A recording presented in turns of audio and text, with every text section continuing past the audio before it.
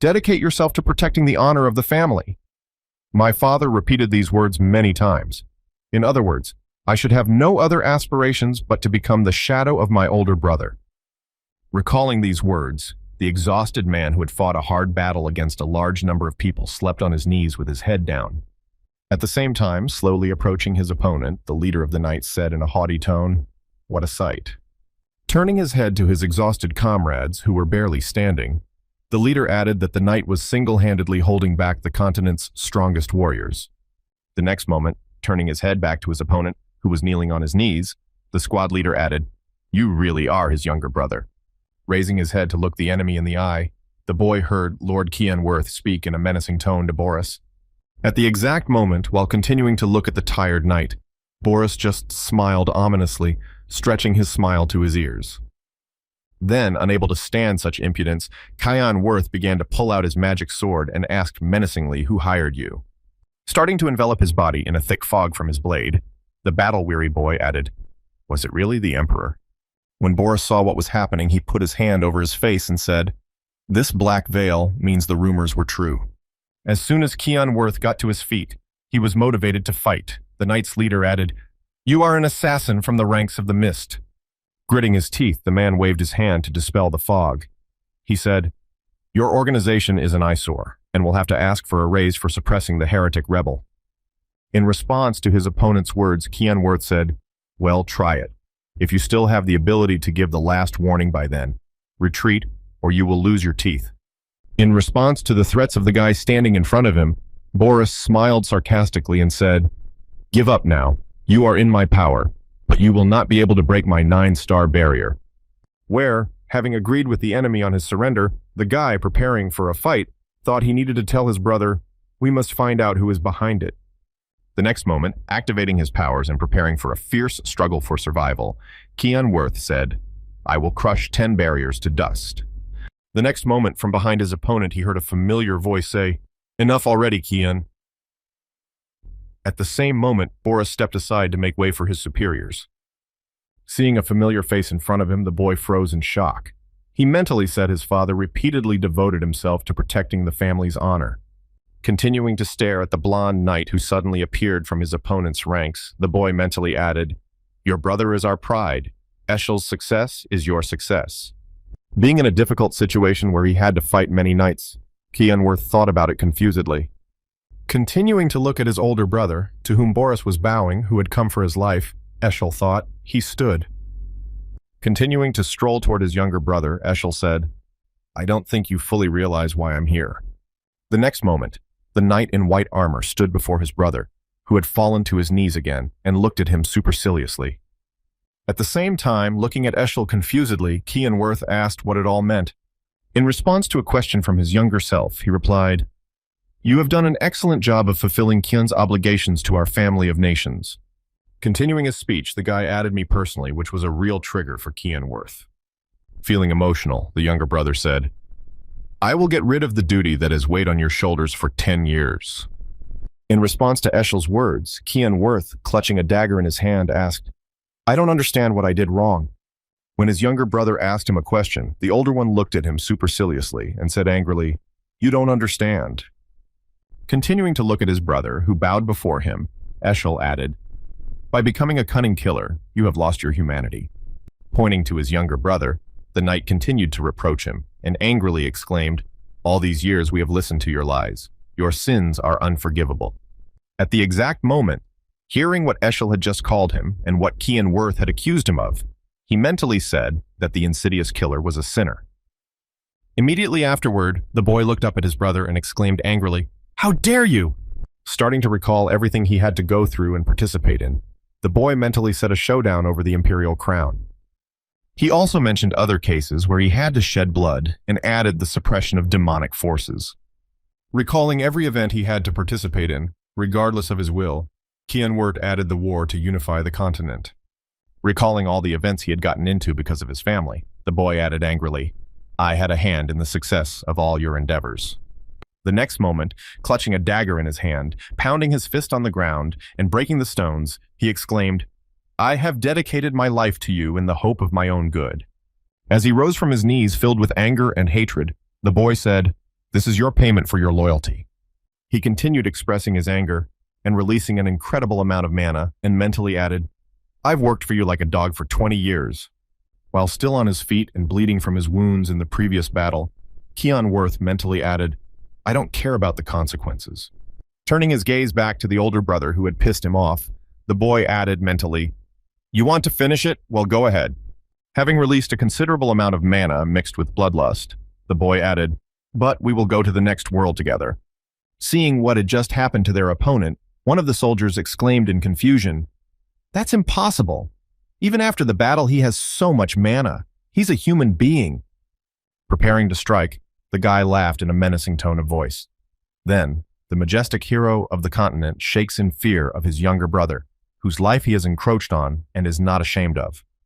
The next moment, the two brothers engaged in a fight in which they kept crossing their weapons over and over again. Continuing to circle around his brother to find a good moment to attack, Keon Worth mentally said only one blow. Watching Eshel's movements, who blocked each of his shots, the boy mentally added that he needed to hit only once. Waiting for the right opportunity, the boy ran headlong into his older brother to inflict the same blow.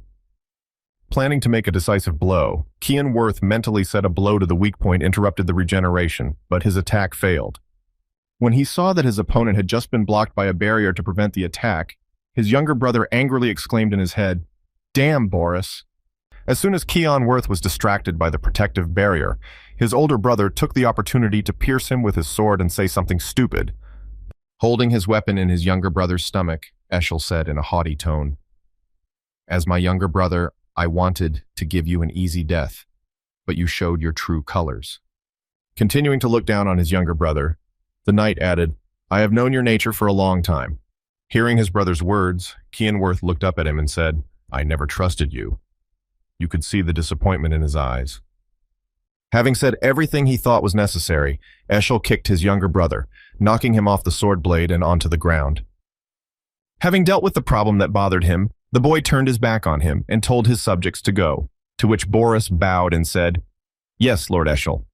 At the same time, lying on the damp ground, the bleeding guy said in his head, Oh shit. Slowly closing his eyes from the loss of blood, the guy thought, It looks like I've lived like a fool and will die like a fool. Despite his sad thoughts, Keon Worth found the last strength to fulfill his promise and rushed at his brother with a dagger on the verge of death to carry out the execution. As he approached his newly acquired cherished goal, the boy angrily shouted, Die! He had almost done what he wanted. His dagger was right next to Lord Eshel's neck, but it was not as rosy as it seemed.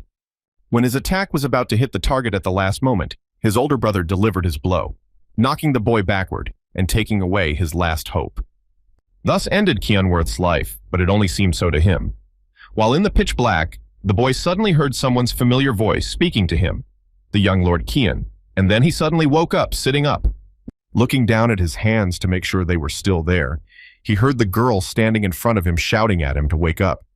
The next moment, seeing the familiar maid before him, the boy exclaimed in confusion, Emily, what are you doing here? While the girl said in confusion, What are you talking about, Lord Keon? You haven't woken up yet. He said in his mind, We haven't seen each other for 20 years, and there's not a single wrinkle on her. The next moment, as he began to look around, he mentally added that this was my children's room, and all the furniture was in its original place. Immediately after inspecting the room, the boy began feeling himself and thought I had returned to my childhood. As the boy continued to feel himself to understand what had happened, the girl leaned over him and said, Lord Keon, to which he exclaimed in confusion.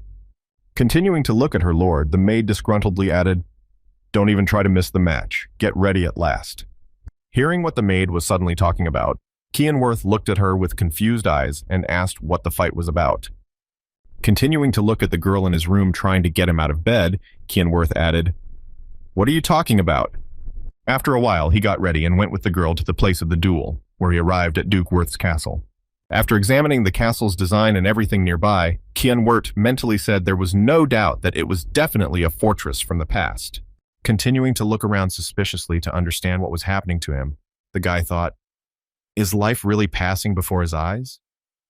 Continuing his reflections, the boy who had arrived with Emily at Duke Worth's castle added, I remember well the day 27 years ago, May 1st, 985 years ago.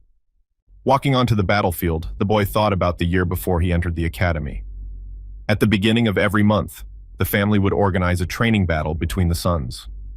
The next moment, turning his gaze to the Duke's family sitting in their seats near the arena, Keon Worth mentally added that this was an important event that the Duke was attending in person. Immediately after turning his gaze to the guy standing before him and smiling slyly, Keon Worth mentally added, "My rival, Cransworth, my half-brother of the same age as me." As he continued to turn his head, the boy's gaze settled on the Duke's wife. Then he mentally added his mother, Duchess Margaret Argius. For that reason, he received much more attention even though we were both younger. Recalling his past where he lost a duel, the guy mentally said, "Out of 4 sons, I am the only bastard with a murky background, and after this battle, I became a laughingstock for others." Remembering also the words of his father after the loss, who said, "Just don't get underfoot," he mentally added, "And my father lost all interest in me." As the boy was preparing for the fight and was about to pull his weapon out of its sheath, Emily said in his ear, "It was not too late to refuse, my lord." To which he replied, "I would just win," and then thought, even my personal maid does not believe in me." Pulling his weapon out of its sheath and feeling its full weight, the boy was surprised to think that a simple rapier felt so heavy and flimsy. The next moment, picking up his weapon from the ground and turning his hand to himself, the guy mentally added, "This is definitely not a dream or a dying memory, and I have never heard of such illusion magic." Immediately after his thoughts, Keon Worth turned his gaze forward and said, "I have indeed returned to the past." The next moment, his half-brother standing in front of him smiled sarcastically and said in a haughty tone, "What a brave man, I thought you wouldn't show up." After hearing his opponent's words, the boy turned his head toward his father and mentally added that if he returned, he was sure to change him. At the same time, raising his hand up, Duke Worth signaled the start and said, "You may begin." Having received permission to start a fight against his opponent, Cransworth rushed at the guy and shouted, "Don't you dare be distracted." Continuing to approach Keon Worth, the boy simultaneously swung his sword at him and laughed ominously. At the same time, looking at his half-brother, Keon said in his head what was wrong with him, crawling like a snail. As the enemy approached him, Keon Worth took 1 foot back and easily dodged the attack of his opponent, who even stumbled backward when he missed. After his first miss, Krantz, angry at his incompetence, exclaimed, "Stop dodging, you coward!" Hearing his half-brother's exclamation, Keon knocked the sword out of his opponent's hands with a single swing of his rapier as soon as he turned to him. The next step was for him to keep one hand in his pocket and punch Krantz in the knee to knock him down. When he felt a direct hit on his weak spot, Cransworth gritted his teeth and groaned painfully, drenched in sweat and barely holding back tears. However, the heroics did not last long. The next moment, the guy fell to the ground, clutched his leg, and began to moan painfully as he rolled on the ground. Seeing that his son had just been wounded, Duchess Margaret exclaimed in concern to Krantz, while the Duke began to look closely at Keon. At the same time, standing over his opponent, who was trembling in pain on the ground, the boy thought the fight would end as soon as I pointed my sword at his throat. Continuing to think about the correctness of the end of this fight, he added, "But what should I do if I am not satisfied at all?" Starting to recall when he had mocked him in this fight, Keon mentally added, "You made my life hell for fun." He continued to recall Krantz's attitude toward him throughout his life, mentally adding and continuing to do so even in the academy. Immediately after all the memories of what he had gone through in the past, the boy looked at his half-brother with a murderous look and said in his head, "I will beat the hell out of you." Starting to slowly approach his opponent, who continued to roll on the ground, Keon Worth mentally added, "Well, this time." Looking at the boy's face, who was writhing in pain and shedding tears, Keon Worth added in his head, "I will be in charge of my own life." After a while, after hitting Krantz on the head and driving him to memory loss due to the pain, the fight finally ended with Krantz's complete defeat. After this incident, the Duke postponed all his planned adventures to meet with his youngest son, probably because Keon could impress him enough. Heading to the meeting with his father and his bodyguard, the boy said he had sent his personal bodyguard and a higher knight to accompany Jurgen. On his way to his father's office, the boy saw the Duchess Margaret and her maid coming to meet him. When he saw this person coming to meet him, the guy smiled, thought that he was probably coming from the infirmary, and was boiling with anger. Then he asked how Krantz was doing. Looking at the furious woman he met on the way, the boy added the Duchess, to which she angrily exclaimed, "How could you do this to your brother, you impudent little boy?" In response to the woman's question, He simply walked on without looking back and said, "Dueling is not a toy for you, and now, if you'll excuse me." Angered even more by the boy's behavior, who passed by without showing any sympathy, the Duchess said, "That is why one should not mix blood with people of the lower classes," which made Kian freeze. Margaret added with a sinister smile, "Trying to hurt the guy somehow. What else could you expect from a dirty black bastard? Thank you for being here. I should have left you on the street right away." Hearing the woman's words, Kian Worth suddenly looked back and looked at her with a murderous look and thought, "That was unnecessary. I could have cut her throat." Continuing to look at the Duchess, who had begun to allow herself too much about the winner, Kian Worth mentally added that it was impossible to finish her off. The next moment, with a sly smile, the boy added, "Death is too easy an outcome. I have a better idea, but it will take time." Immediately after his thoughts, the boy said to Margaret, "You know I'm going to the academy with Krantz." She asked, "So what?" In response to the Duchess's question, Kian Worth smiled ominously and said, "Don't worry at all. He may be missing a couple of limbs by graduation." When she heard the threats made against her by the young man, the woman suddenly gnashed her teeth and shouted angrily at the bastard. Waving her hand to hit the guy who had angered her even more, the Duchess exclaimed, "Watch your dirty tongue." When the woman wanted to hit the boy, a knight intervened in their conflict, covering the boy with his hand and saying, "My lady, please." Stopping the Duchess from rash actions, Jurgen added that we must hurry. We cannot keep his lordship waiting. The next moment, turning his gaze to Margaret and locking eyes with her, the man added sternly, "Please forgive us." Hearing the man's remark, the girl immediately calmed her temper. She lowered her hand while bowing her head in embarrassment, pretending she had not seen anything. At the same time, peeking out from behind Jurgen, Kian Worth smiled slyly and mentally muttered, "The Duke's orders are absolute." Immediately after shifting his gaze to the bodyguard's personal body, the boy mentally added, "I'm lucky to have a knight under the protection of one of them who is not under the Duchess's control." After a while, knocking on the door, Kian Worth heard the Duke's voice say, "Come in." Then, entering the study and bowing his head, the boy said, "Kian is the youngest son of House Worth." Keeping his gaze downward, the boy mentally added, "Arrived, your lordship," and then mentally added, "This is our first dialogue in 15 years. Seeing that the guest had arrived in his office, Duke Villiers, ruler of Valius in the western lands of the Empire, said, "You may sit down." Duke Willers Worth is known to many as a great heroic protector of the continent, gifted with magical talent and a sharp mind. This person was able to stop the invasion of demonic troops by a man who took on an unbearable niche until his death by his only desire. Peace reigned on the entire continent under the rule of the current Duke ruler Valius of the western lands of the Wusif Empire. As he continued to think about the man he had come to see, Kian Worth thought, "However, this is a little different from my memories. He chose it for himself." Looking at his father and the Duke of these lands, the boy mentally added the role of a servant of the people. In other words, he was a fool. The man exchanged glances with his son and immediately said, "You moved as if you were counting the trajectory of a sword." Unable to understand the question he was asked, the guy said in surprise, "I'm sorry, what do you mean?" When asked a question by his son, the Duke recalled the moment of the battle and spoke at the time of Krantz's attack. Continuing the dialogue about his son's skills, the man added, "You saw the rapier's trajectory and turned your body perfectly to avoid the sword." Citing direct evidence of how his son surprised him, the Duke added, "When did you learn fencing so perfectly?" Hearing his father's question, Kian Worth mentally noted how attentive he was and then replied, "Nothing like that. I just practiced in the evenings."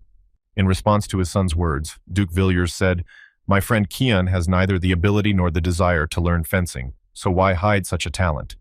When asked a question by his father, the boy put his hand behind his head and answered awkwardly that he did not want to attract too much attention to himself. The Duke replied that the lack of information had played a cruel joke on Krantz. The next moment, recalling the duel between his two youngest sons, the man remarked, "I think you overdid it a little bit." When Kian Worth heard his father's question, he mentally asked what provocative question he wanted to test my character. The next moment, trying not to give himself away too much, Kian Worth said, "I wanted to prove myself," and then kept asking what you were talking about. When asked by his father, the boy confidently said that even though Krantz and I were half-brothers, we were still rivals, and I only followed all the conditions of the fight. When he heard the answer from his son, whom he had invited because of the results of the fight with Krantz, the father suddenly smiled. The next moment, uncontrollable laughter erupted from the Duke, who responded with an incredibly barbed and direct statement. I am infinitely pleased with your talent, my son. Immediately after his words, mentioning his eldest son, who was his favorite, the man added, I am sure you will be a good servant to the echelon. Hearing what his father had just said to him, Kian Worth felt a pile of problems and pressure pile up again, and then he mentally said what? The next moment, recalling how he had died in his previous life and the last dialogue with his older brother, Kian Worth mentally added the Eshel service. Immediately after turning his gaze back to his father, the boy mentally said nothing had changed. His father was still obsessed with Eshel. After a short pause, my father added, It's hardly a prize, but I still want to reward you for your victory. You want something. When the boy heard his father's question, he looked at him keenly and mentally said, If this is the inevitable development of history, I will simply destroy all of Eshel's plans, and then said, I want to. After a while, she returned to her room and told her maid everything, but she was scared to go to the front line. In response to his subject's frightened exclamations, the guy said that he had not yet made a decision, after which Emily again exclaimed that this was a joke. You are completely crazy. Do you at least know what horrors are happening there? Starting to imagine in her head all the monsters in that place, the girl added that the entire battlefield was teeming with vile demonic beasts. The region of Velius is part of the western lands of the Wusif Empire. It is also the only place in the empire that is called the front line, and the most advanced area on the front line is the Lemian Valley. Continuing his reflections on his place of residence, the boy mentally added that a centuries-old war with demons was still raging. The next moment, recalling his dialogue with Duke Kian Worth, he mentally added, My father was strongly against my sending him away, but he agreed to the rest on one condition. Continuing to recall the dialogue with his father, the boy mentally added, I have to become competent enough to survive in the valleys in 1 month, though I don't know all the suitability conditions. The next moment, clenching his hand into a fist, the boy confidently added, But first, you need to build up your muscles. A weak body is absolutely useless. Immediately after recalling his fight with Krantz, the guy mentally added one thing that pleases me. Even after returning, the feeling of the battle is still with me. The next moment, sitting down on his bed and activating the mana flows, Kian Worth mentally said, I also have some mana in my body. If I pump myself up, I can find a worthy use for it. Great. I'll start training right away. As soon as he thought about it, he suddenly heard a woman's voice call out his name. He looked up to see a girl in front of him and said, Hey, in confusion. Continuing to stare at the girl who had arrived in his room, Kian Worth tried to collect his thoughts after the sudden encounter and exclaimed, Ellis. The next moment, the girl approached her younger brother's bed and, not paying attention to anything, suddenly grabbed him by the collar and lifted him up. Seeing the new visitor, Emily awkwardly said, I'm glad to welcome you, Lady Ellis. The maid ignored her words and began shaking her brother and angrily shouting at you that the balls were getting behind the rollers. Continuing to shake her brother, the girl said angrily, You seriously asked your father to go to the front line. Looking behind her, the maid added awkwardly, I'm sorry, but no one was listening at that moment. Kian said, Sister, maybe you should let me go first. Hearing her brother's request, the girl threw him to the ground, knocking some nonsense out of him, and added, Believe me, after the fight with Krantz, I will calm your temper. Immediately after her words, the girl shouted to her younger brother, Get up to the roof! Without reducing the degree of her anger. After some time on the roof of the building, Ellis shouted out, The duel will begin as soon as we draw our swords. Hold on for 3 minutes, and I will let you go to the front. When Kian heard the condition the girl had set for him, he sighed in disappointment and asked if we could not do without it. In response to her younger brother's words, the girl continued looking at him angrily and said, Let me ask you a question, Kian. When the atmosphere was at the right level, the girl looked at him intently and added, You want to lead our people. When he received the question from his sister, the guy clenched his teeth and thought in disappointment, So, what does she mean by that? To be honest, I don't need it for free. Having not received an answer to her question from her brother, the girl took the silence for agreement and exclaimed, So defend yourself. Hearing his sister's exclamation, Kian Worth drew his sword and said with a heavy sigh, What a mess. Then he thought, I've already fought Krantz today. What a busy day. As soon as he thought about it, he heard the stomping of feet and opened his eyes to see the girl making a leap and heading toward him. At that time, he could only be surprised. Despite the situation, the boy reacted quickly and repelled his sister's attack. After failing in her first attack, Ellis said in her head that a child couldn't block such a blow.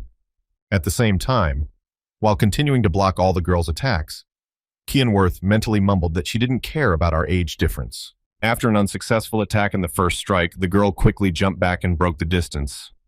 The next moment, feeling her hand tremble, Ellis mentally added he could parry the sword with a thin rapier. Feeling angry, the girl forced out a fake smile, thinking it was a simple accident, and said, "You've grown up, Kian." Seeing his sister's reaction to what had just happened, the guy thought awkwardly, "Oh shit, I think I screwed up," and then said Ellis, frightened. Unwilling to engage in a dialogue, the girl again rushed into the fight, trying to strike at her younger brother. At one point, he launched his attack, which he was able to block, and then dropped his sword and his rapier went for the girl's throat. Noticing a particular danger in his actions, the boy abruptly twisted his weapon to avoid an accidental victim in the battle against his sister. A few seconds after this fight, Kian thought, "It was close. If I hadn't twisted my sword, it's quite possible I could have finished her off." Most black mist techniques aim to kill the victim instantly. Continuing to recall his fencing skills from his past life, the guy mentally added, "With my abilities, it's impossible to fight and think about how not to finish her off."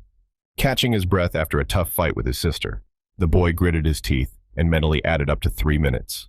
Feeling a tremor, the boy mentally said, "I have compensated for the lack of muscle with the mana in my sword, but I am already at the end of my rope." At the same time, breathing heavily after suffering several failures in a row, Ellis said, "Earth and wind, show your strength and become my blade." When he heard the spell his sister had just recited, Kianworth was frightened to think of the magic of the 6 stars. After completing the activation of the magic skill, the girl exhaled heavily. She said, "Water blade in preparation for the next fight." Seeing that the girl was quite severe in the battle to test his skills, Kianworth said in frustration that she wanted me dead. At that very moment, Ellis's mind ran repeatedly with only one thought: "I'm not going to lose." At the same time, seeing his sister's condition, Kianworth clutched his rapier and thought, "It looks like she's entirely out of control. Even if I block it, a blow of this magnitude will definitely send me flying." The next moment, realizing he had no alternatives, he mentally said, "I have no choice." Immediately after completing his thoughts, the boy jumped up. He went to his sister to prevent her from accidentally killing herself. Continuing to approach the girl, Kianworth prepared his weapon for battle and mentally muttered a plea. Also, as he watched Ellis lose control and was about to use 6-star magic, he mentally added, "Where the hell are you?" When he was about to meet the girl with his weapon, he mentally shouted, "Jerkin!" and the Duke's personal knight appeared between them. He cried, "Enough is enough." At the last moment, the man blocked the girl's attack with his sword to avoid sad consequences. He grabbed Kian by the collar, holding him in the air with an outstretched arm.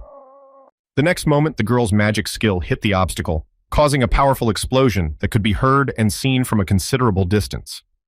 As soon as the fight was stopped, Jerkin looked at the girl sternly and said to Lady Ellis, continuing to restrain the onslaught of the girl who was still absorbed in the battle, the man said sternly, "You are overreacting to our opponent, Lord Kian."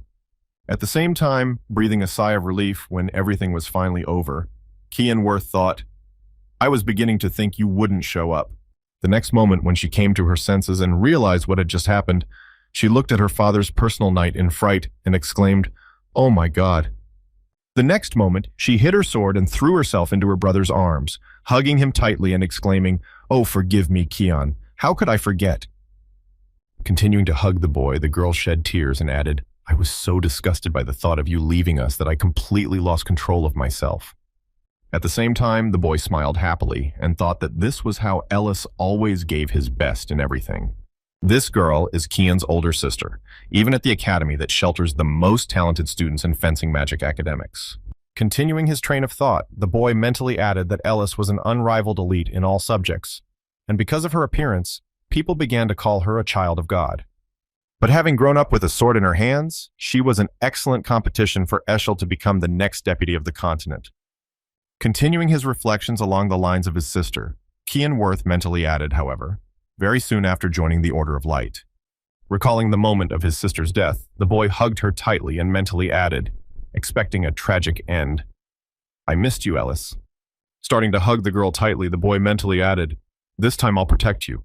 Feeling that he suddenly clung to her so tightly, the girl said in surprise. The next moment, she turned her gaze to the knight and said, "By the way, Sir Jerkin, aren't you my father's personal knight who went on the adventure?" In response to the young lady's question, the man replied, I am following his lordship's orders to protect Lord Kian, my lady. The order was secret, so I could not tell you before. At the same time, Kian Worth said, in frustration, I noticed his stalking after I met with my father. It was hard to pretend I didn't see him. The next moment, squinting his eyes, the boy added thoughtfully, but why would my father secretly entrust him with my protection? The next moment, she felt the boy's body go limp, and then she was surprised to hear Kian say that he had fallen asleep. Immediately realizing he had fallen asleep, the girl smiled happily and said, well, he's still just a kid. The next day, Ellis returned to the academy to see her father before graduation. At the same time, Kian continued to do push-ups with trembling hands, saying 9. Feeling rivers of sweat pouring out of him, the boy squeezed out all he could and said 10, but decided to devote the next 2 weeks to training. After falling to the floor after spending all of his son's money, the guy mentally said, 10 push-ups is my limit. This was 2 weeks of continuous frustration. The next moment, recalling his previous form from his past life, the guy mentally said, I used to have an incredible physique. Starting to shed tears for his past body, the guy said sadly, I want to come back. I need a new plan. After some time, his personal maid arrived and said, My lord, I have a parcel from Lady Ellis, to which he turned his head and exclaimed, Here he is. The next moment, pulling a bottle out of the bag, the girl covered her nose. She said, But what is it, and why does it stink so badly?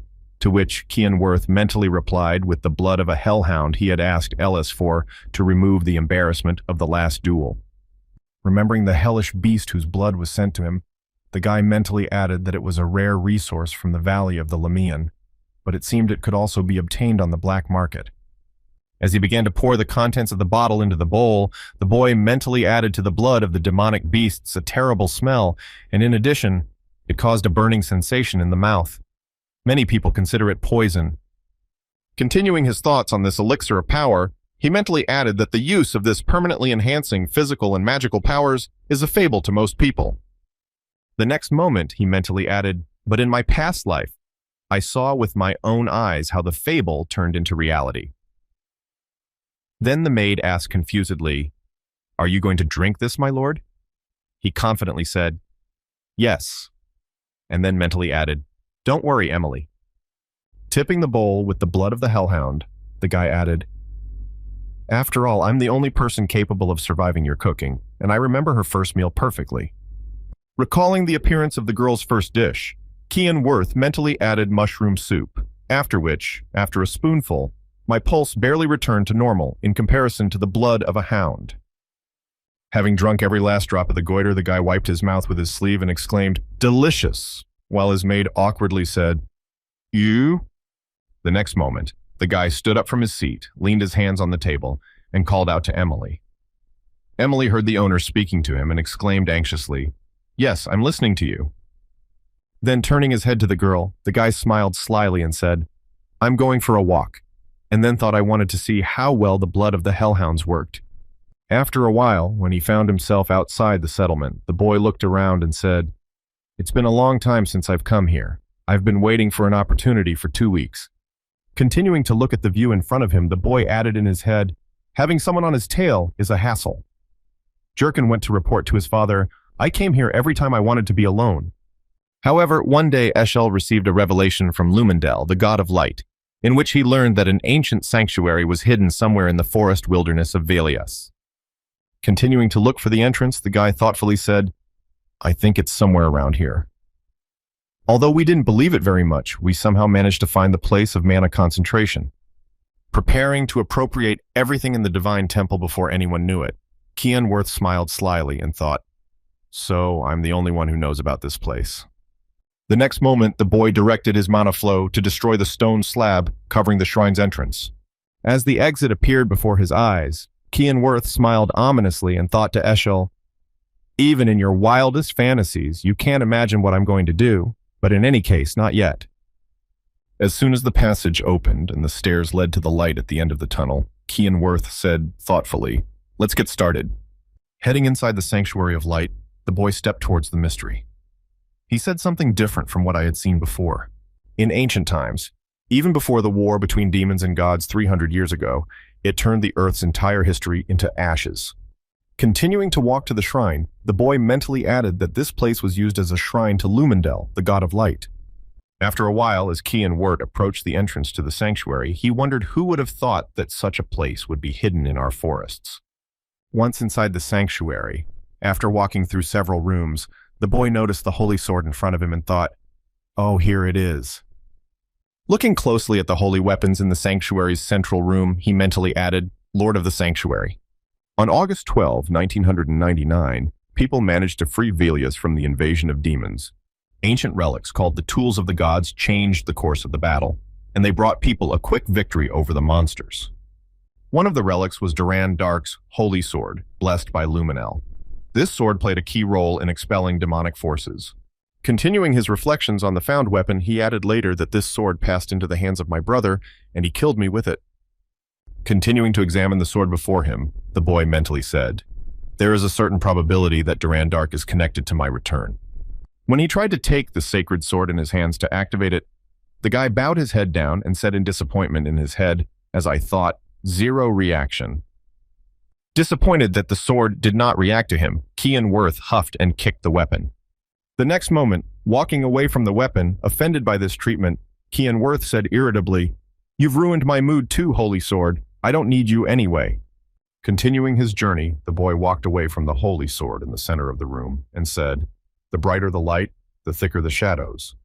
Arriving at a particular place with an image of a dark sword on a slab, the boy joyfully said, "Here you are." Leaning over another passage that would lead him to his goal, Kian Worth said in his head, he could easily be confused with the shadow of the holy sword. Immediately after his thoughts, the boy smiled slyly and said, "But it's not even close to a shadow." Activating his magic and directing the flow of mana into the image of a dark sword on a stone slab, the boy said that darkness always follows light. After filling the image of the sword with mana, a staircase appeared at the end of which a door appeared, and then the boy spoke in his head behind the altar. Continuing to fill the image of the sword on the stone slab with his mana that the passage had completed its formation, he mentally added a path to another room. As soon as the path appeared, the boy quickly went to the room, opened the door, looked inside, saw his dagger and said, "I'm glad to see you again." Quickly heading to the dagger inside the hidden room and picking up his weapon, the boy mentally added, "My faithful partner." Starting to fill the weapon in front of him with mana to awaken it from its long sleep, the boy confidently mouthed, "Kiram." Seeing that he was overwhelmed by the flow of mana, Kian Worth, smiling slyly, drew his sword in front of him and said, "Wake up, sleepyhead." Not seeing the water effect of the man's waking up, the boy started waving him in different directions, saying, "Come on, wake up." After handling his weapon for a while, the guy suddenly grabbed his cheek and laughed, saying, "I love this feeling. I want to cut something." The next moment, after Kian Worth felt his sword wake up, a dark image appeared beside him and said in a menacing tone, "Boogaloo, kid, you've lost all fear." Continuing to threaten the guy, the dark person added, "Do you have any idea what my awakening means?" He replied, "I have no idea, but if I awakened him, I should use him." Hearing the answer of his interlocutor, the dark image that appeared after the sword was awakened was spoken by the fool who had awakened the magic sword. The next moment, with a sinister smile on his razor-sharp teeth, the strange person added that it was too late to regret his actions. Immediately after his words, the dark image jerked toward Kian Worth and shouted, "Your body belongs to me now." No sooner had this person reached the boy's body than he grabbed the sword spirit by the throat with his hand outstretched in front of him and said, "You weren't so reckless before," to which the person exclaimed in confusion. Continuing to marvel at the boy's ability to capture the spirit of the sword, he added, "How can you touch me?" The man smiled ominously and said, "You are mine now." Not wanting to give up so easily, the spirit of the sword took on the form of a man, bared its claws, and tried to reach the boy with a wave of his hand, and exclaimed, "Damn you!" As Kian Worth loosened his grip, the sword spirit instantly escaped from his hands and abruptly broke the distance. Finding herself in a difficult situation against a man who could touch her, the girl who was the spirit of the sword asked who you were. Continuing to look at the guy in front of her, who was radiating an incredible amount of dark mana, the girl added, "Are you a descendant?" The next moment, pointing her finger at the guy standing in front of her, she exclaimed, "Why do you have the aura of ether coming from you?" To which he replied correctly, "I am a descendant of ether." Confirming the words of the spirit of the sword he had taken possession of, Worth smiled ominously and bowed to his new master. Continuing to look at the girl standing in front of him, the guy added the magic sword Kiram, to which she angrily exclaimed, "Don't get cocky, you little shit." The next moment, the girl again rushed into the fight against the boy, trying to seize his body, and exclaimed, "I refuse to obey you." At the same time, blocking the attacks of Kiram's magic sword, Worth mentally said that there was no point in continuing the conversation. Looking at the girl who continued to persist with her attacks, the guy mentally added, "Her goal is to take over my body. You leave me no choice." Jumping back to break the distance and have a second to catch his breath and re-engage in the dialogue, Worth said in his head, "Let's keep it simple," and then spoke the sword control. As soon as the girl was pinned to the ground and her head bent down, Worth said, "I'm going to repeat it for the last time. Submit to me voluntarily before I have to force you." At the same time, trying to somehow resist the force of the sword's control, the girl, who was being pressed by the strong magic of gravity, shouted out, "Bastard, how did you know about this spell?" Not hearing the answer he needed, the boy spoke again, controlling the sword, after which the girl's head bent down, piercing the stone floor, and she exclaimed, "Damn it." Not getting the answer he wanted, the man kept repeating the sword control to force Kiram to submit. When the girl's body was halfway buried in the ground, Worth asked her what she thought, and she replied, "Well, I recognize you as a cinogram." Hearing the girl addressing him again, the boy said the control spell. Before he could finish it, she instantly exclaimed, "I recognize you as a master." Having conquered the magic sword Kiram, the boy walked out of the room where its pedestal was located and mentally said, "I got everything I came for." After leaving the secret room of darkness and heading for the exit, he mentally added time to return. At the same time, after hearing the train of thought of my master, the sacred sword Kiram spoke, I forgot the last time I saw sunlight. Being in the form of the spirit that was flying next to Worth, the girl joyfully exclaimed this was so exciting. The next moment, looking out from behind the boy and at him suspiciously, the girl asked the master what his name was, and he replied, Worth. When she heard the name of the descendant of her previous lord, she was surprised to hear Kian's name and said, "This is the first time I've listened to air really choose you." In response to the question of his magic sword, the boy continued to walk confidently forward and said precisely what he had said in his past life.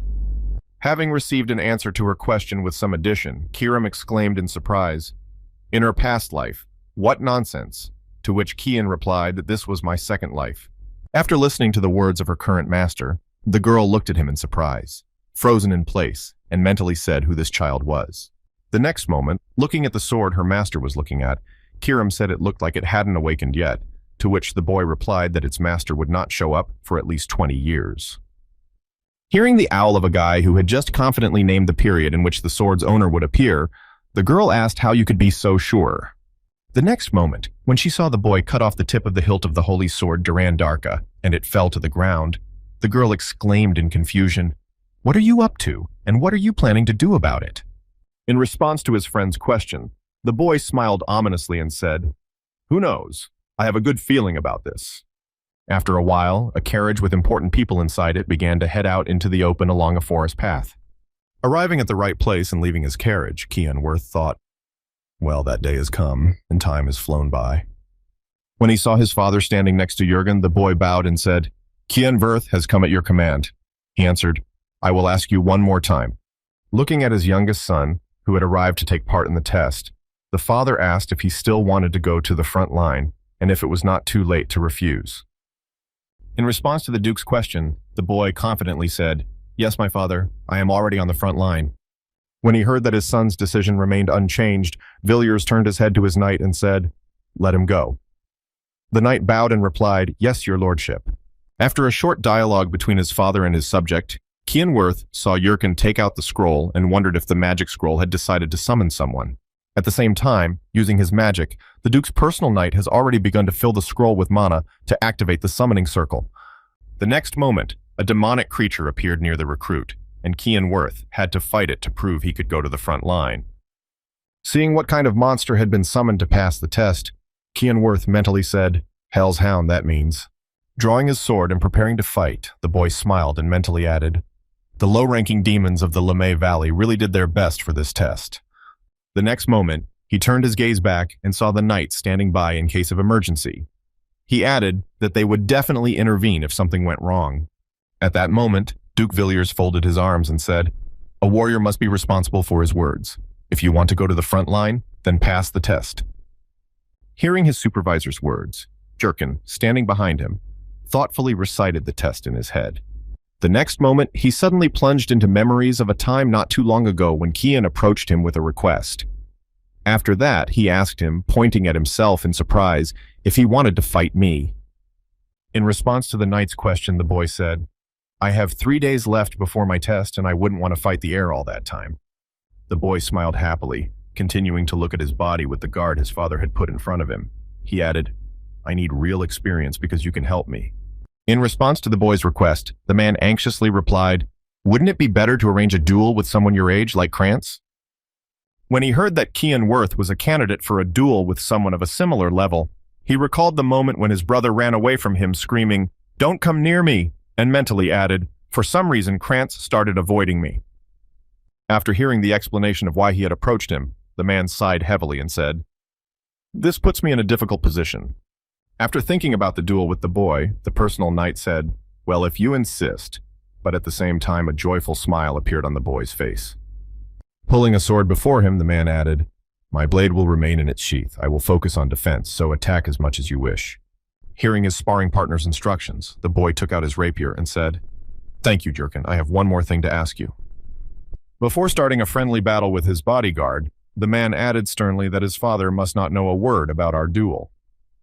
Announcing one more condition before the battle, the guy added this order, which surprised his subject with this demand. The next moment, when all the conditions were agreed upon, Kian Worth leapt into the fight and threw his first punch, which the man could have blocked, but the result was unexpected.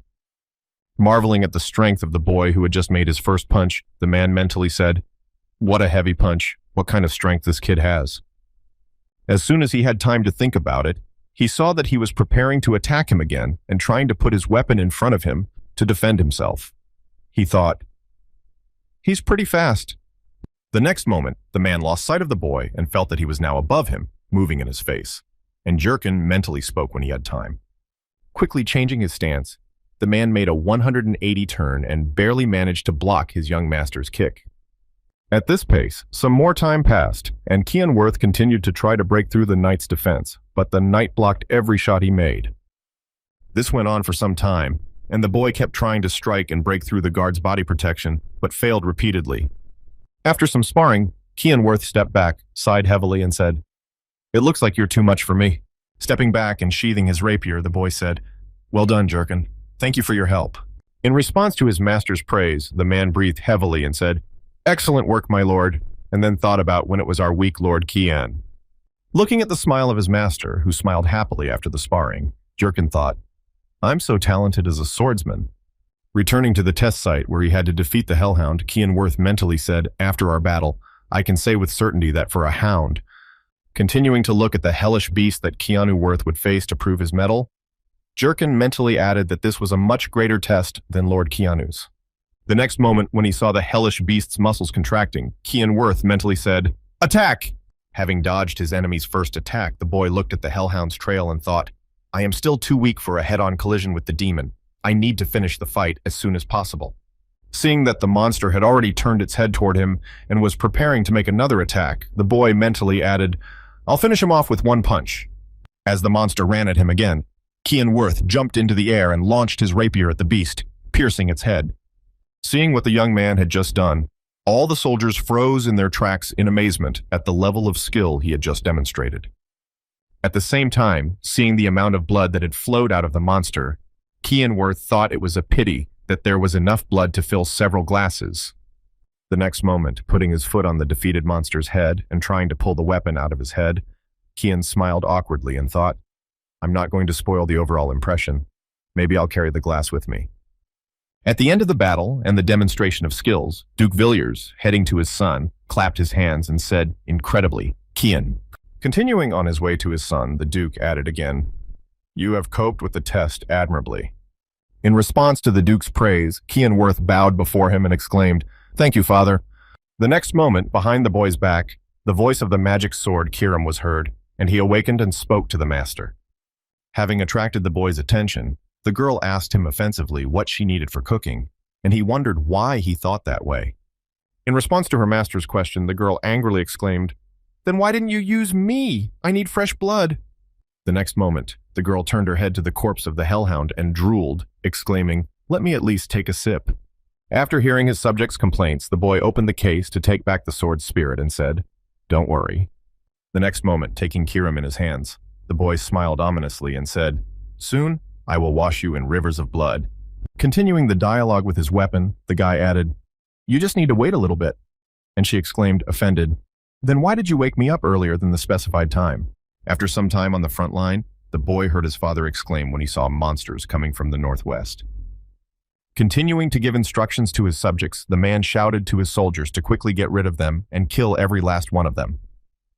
Continuing to give instructions to his subjects, the Duke, moving across the battlefield, exclaimed, "Prepare the shackles of purification." As his army prepared to use a magic skill to hold back the onslaught of monsters, approaching from one side of the front, he shouted out a plan. The next moment, all the enemies suddenly felt that their movement was restricted, and they lost the ability to move. At the very moment when the best moment to attack came, Duke Villiers stretched out his sword hand in front of him and shouted out an attack. Hearing their leader's order, the rest of the soldiers went on the offensive against the immobilized monsters that were advancing. As they approached the enemies, while they were shrouded in the magic of fetters that blocked all possible actions, the soldiers quickly advanced and defeated the giants. However, this was not all in all battles, not without accidents. Some ogres were quite strong, and the paths did not fully hold them, jeopardizing the attack's safety. However, the soldiers, who were well-trained, could easily deal with such enemies, dispatching them in just one blow. At the same time, Kian Worth arrived at the front line with his maid, who was clearly not happy about it and suddenly screamed when she saw the monster's head land in front of her. The next moment, looking at her master, the girl cried and exclaimed, "My lord, you might be needed here. You are not afraid." Ignoring the girl's question, the guy looked around and said, "I'm here again. I almost missed this place." Continuing to survey the area to the frightened screams of his maid, the boy mentally added, "It's still as scary as ever." The next moment, when the Duke arrived to see his son, he asked him how he felt, and the boy replied that he was a little nervous. After hearing his superior's words, the man said, "You see, you can lose your life here at any time, and you never let your guard down." Having received the recommendation to stay in this place, the boy smiled happily and thanked his father. It was just one of many days at the front. Usually 3 to 4 battles take place in one day, and each battle is fought according to a strict protocol. This paper states that each higher knight has a key role in driving away demonic creatures from the front line. Arriving at the location of his squad, Kian Worth tied up the horse to prevent it from running away and went to the tent to leave his belongings there. Sometime later, after finishing all the business from the road, the guy looked out of the tent and thought I was assigned to the tent farthest from the front line. Continuing to look at the soldiers who were practically everywhere, the boy thought, "There are so many guards around that I don't know where to find a sacrifice for Kirim." Continuing to think about the situation outside, Kian Worth mentally added that we would have to wait for the night. Then he noticed the trembling maid and asked Emily what was wrong. In response to her master's question, the girl fell to the ground and covered herself with a blanket, exclaiming, "Didn't you hear His Highness?" Continuing the dialogue with the guy, the maid added that he could die here at any moment, to which he exhaled in disappointment and said, "Then maybe you should go home." Hearing her young master's proposal, the girl angrily exclaimed, "You're joking. You're incapable of anything without me." Looking at the boy with an angry look, Emily added, "This place is full of demonic creatures, and if I run away with my tail between my legs, who will take care of you?" The next moment, pulling on her cloak, the girl strode out of the tent, telling us it was time for dinner, my lord, to which he exclaimed after Emily, "What about my plan?" But the girl ignored his question and got food to restore her and Kian Worth's strength. Having not received an answer to his last question, the guy barely contained his anger. He thought he could really send her home and then said, "Who treats his master like that?" When evening came, Kian Worth put a doll that looked like him on his bed and covered it with a blanket to simulate visibility. As soon as everything was ready, the guy threw a dark cloak over himself so as not to be so noticeable. He said, "I hope this works." At the same time, the maid woke up from her sleep and asked if he was planning to train here, and Kian said in surprise, "You're awake."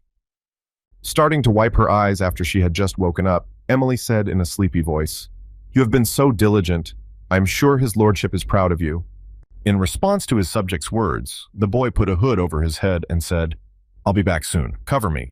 Folding back the tent fabric before leaving the campsite, the boy said, "If anything, I'm sleeping," she replied. "Of course, my lord." Going somewhere far away from the camp to avoid attracting attention, Kian thought that the security would be strengthened at night. Continuing to head to the location of a large amount of prey for his training, the boy mentally added, "Now or never, a second chance." Arriving at the third zone of the black haze of the foggy descent, the boy jumped off the rock and said in his head, "If I'm not mistaken, I'm not wrong." Seeing a lot of demonic monsters in this area, the boy mentally added that it was a high-risk area teeming with monsters.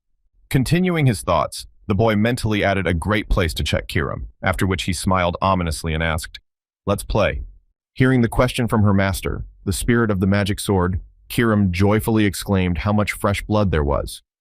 Preparing for the great meal that was about to begin, the girl in a state of ecstasy exclaimed to the master, "Don't hold back, let me cut them all up." The next moment, seeing a stranger who had arrived on their land, several monsters rushed in Kian's direction. At that moment, anticipating the fun that awaited him and the power he would gain here, the boy smiled madly and said, "Of course, Kiram, as you wish." The next moment, as soon as the enemies were about to approach him, the boy activated one of his sword skills and spoke a misty blade haze storm, after which he began to slash every monster in his path. Thus, the boy was able to deal with many enemies and then proceeded to eat by sticking the tube into one of the finished monsters. The next moment, he put his glass to the other end of the tube, which was leaking blood, and began to fill it to the brim. As soon as his cup was full, the boy could enjoy the blood of the defeated monster, which irrevocably increased his physical and magical abilities. Having tasted the blood of the defeated monsters, Kian wiped his mouth with his sleeve and exclaimed with joy how good it felt, after which Kiram added as if she had been born again. After tasting the blood of the defeated monsters, the boy began to hide his mug and pipe back. He then said, "In this case, let's continue training," to which his partner replied, "But we will gain strength fighting mongrels forever." In response to his partner's question, the guy smiled and said, "Don't worry, we still have a whole night ahead of us." The next moment, turning his head toward the enemies, a whole bunch in front of him, the boy confidently added, "There are a lot of monsters here." Hearing her master's remark, Kiram laughed slyly and told the boy how exciting it was. At the same time, 2 carriages with accompanying riders were heading toward the front line. Looking at her mistress, with whom they were heading to the front line, the maid said worriedly that it was too dangerous on the front line. Continuing to insist on changing her mistress's decision, the subject added that it was not too late to change your mind, to which she replied, "I asked you not to treat me like a child." Continuing to express her dissatisfaction with the maid's remarks, the girl added, "How many times must I repeat it as a princess? I must help my father, the emperor, on his journey." The next moment, looking sternly at her subject, she added, "Don't you dare bring up this subject again?" To which the latter awkwardly replied, "Yes, your highness." Immediately after her words, the subject looked up at the girl and said, "I just remembered something. Duke Worth's youngest son is also on the front lines." Continuing her report, the maid added that people say he is the same age as you, to which the princess exclaimed in surprise that Duke Worth had brought his younger son to the front line. After receiving the question from her young lady, the girl smiled happily and said, "He didn't volunteer like you, but maybe you can get along with him." Hearing her maid's words, the girl turned her head to the side in offense and exclaimed, "I'm not interested in him at all, so I'm going to sleep."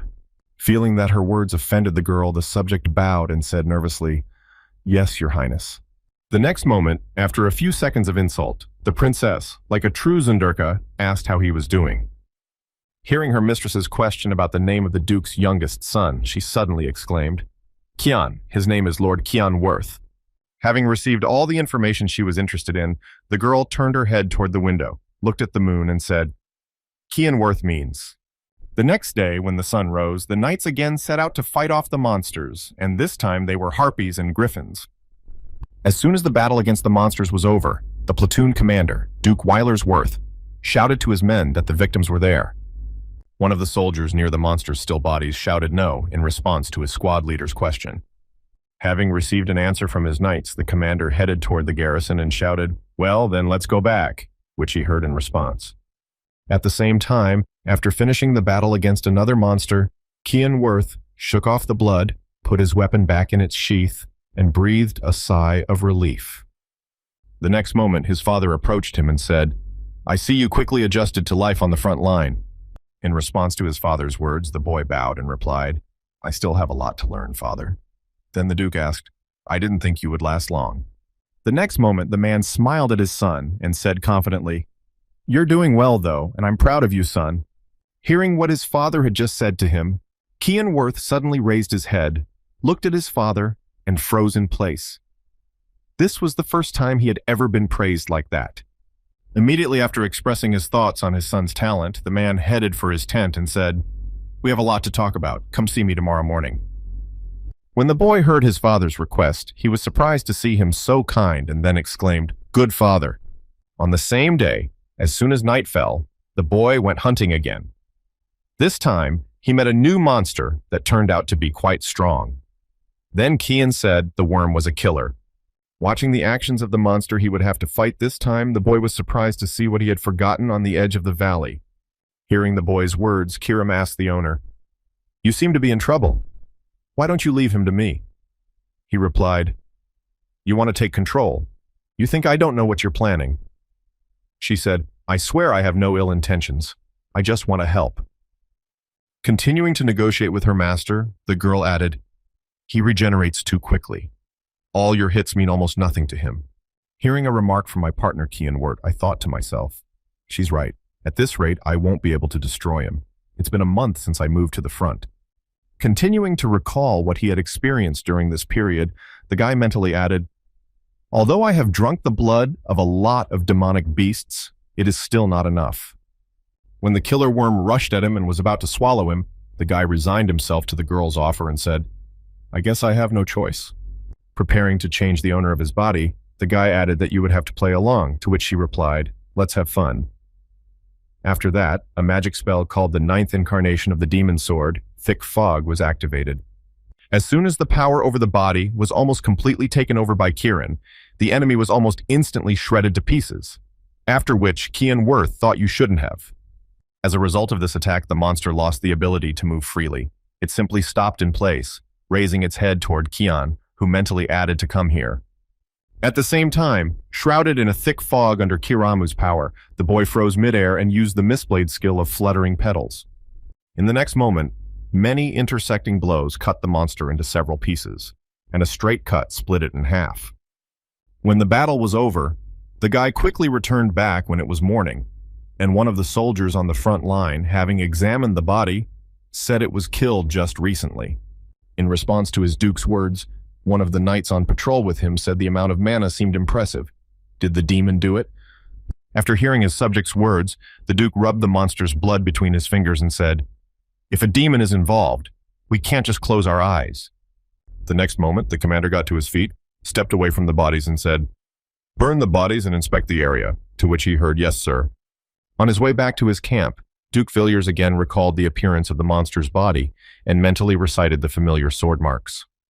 Continuing to think about what could have happened there, the man wondered if it could be a simple déjà vu. The next moment, one of his knights peeked out from behind a rock, surveyed the area, and exclaimed, "Your Grace, I think you should see this." Hearing his subject's words, the man hurried to Jurgen, who raised a torch above him to better illuminate the area. As soon as he saw what they wanted to show him, the Duke exclaimed in surprise. Hearing his commander's surprise, the man replied with a killer worm, after which Villiers exclaimed in surprise, who could have possibly dealt with such a machine? Continuing to look at the monster, which someone else had also dealt with, the Duke wondered if it was the same organization. This technique, an incarnation of the demon sword, gives Kieran control over the user's body, allowing her to use her true power. Continuing to recall the moment he used this skill, the guy, realizing the consequences, added, "But if I let my guard down, she could have taken over my body." After waking up in the morning after a dream, the guy mentally added, "What I was only thinking about was the complete insanity of using it to kill one monster." The next moment, he stood up and sat on the ground with his hand on his forehead. He said he felt a pain in his whole body, and then thought it was lucky that he had drunk demon blood, because if it had happened a month ago, my body might not have been able to withstand it. When the guy was thinking and experiencing the consequences of using the skill, Kiram suddenly said, "I think I understand." Having attracted the boy's attention, the girl smiled slyly and added, "You may look like a child, but everything about you says otherwise. The next moment, recalling their first meeting when he managed to touch her, she added, "You keep me in line flawlessly." Continuing her speculations about the boy's origins, she added, "You are entirely familiar with the valley's geography and use the haze techniques at a high level." Immediately after listing a few facts about her new master, the girl smiled slyly and added, "Besides, you said that this is not your first life, now I'm sure." Looking at her master confidently, the girl added, "You are a regressor, that's right." In response to all the hard thinking the girl had been doing for so long, Kian said in frustration, "I said so, and I just said it to you." In response to the guy's words, Kiram exclaimed angrily, "How am I supposed to understand if you didn't explain anything?" "Well, what I heard in response, and somehow I was lazy." Continuing the dialogue with her master, the sword spirit gritted her teeth and added unhappily, "I doubt that killing you is a simple task, I think." She added that starting to imagine the approximate scenario that could have happened to the boy, the owner, Duran Darka, tried his best. Seeing the gloomy expression on her master's face, she added, "So there are only two options.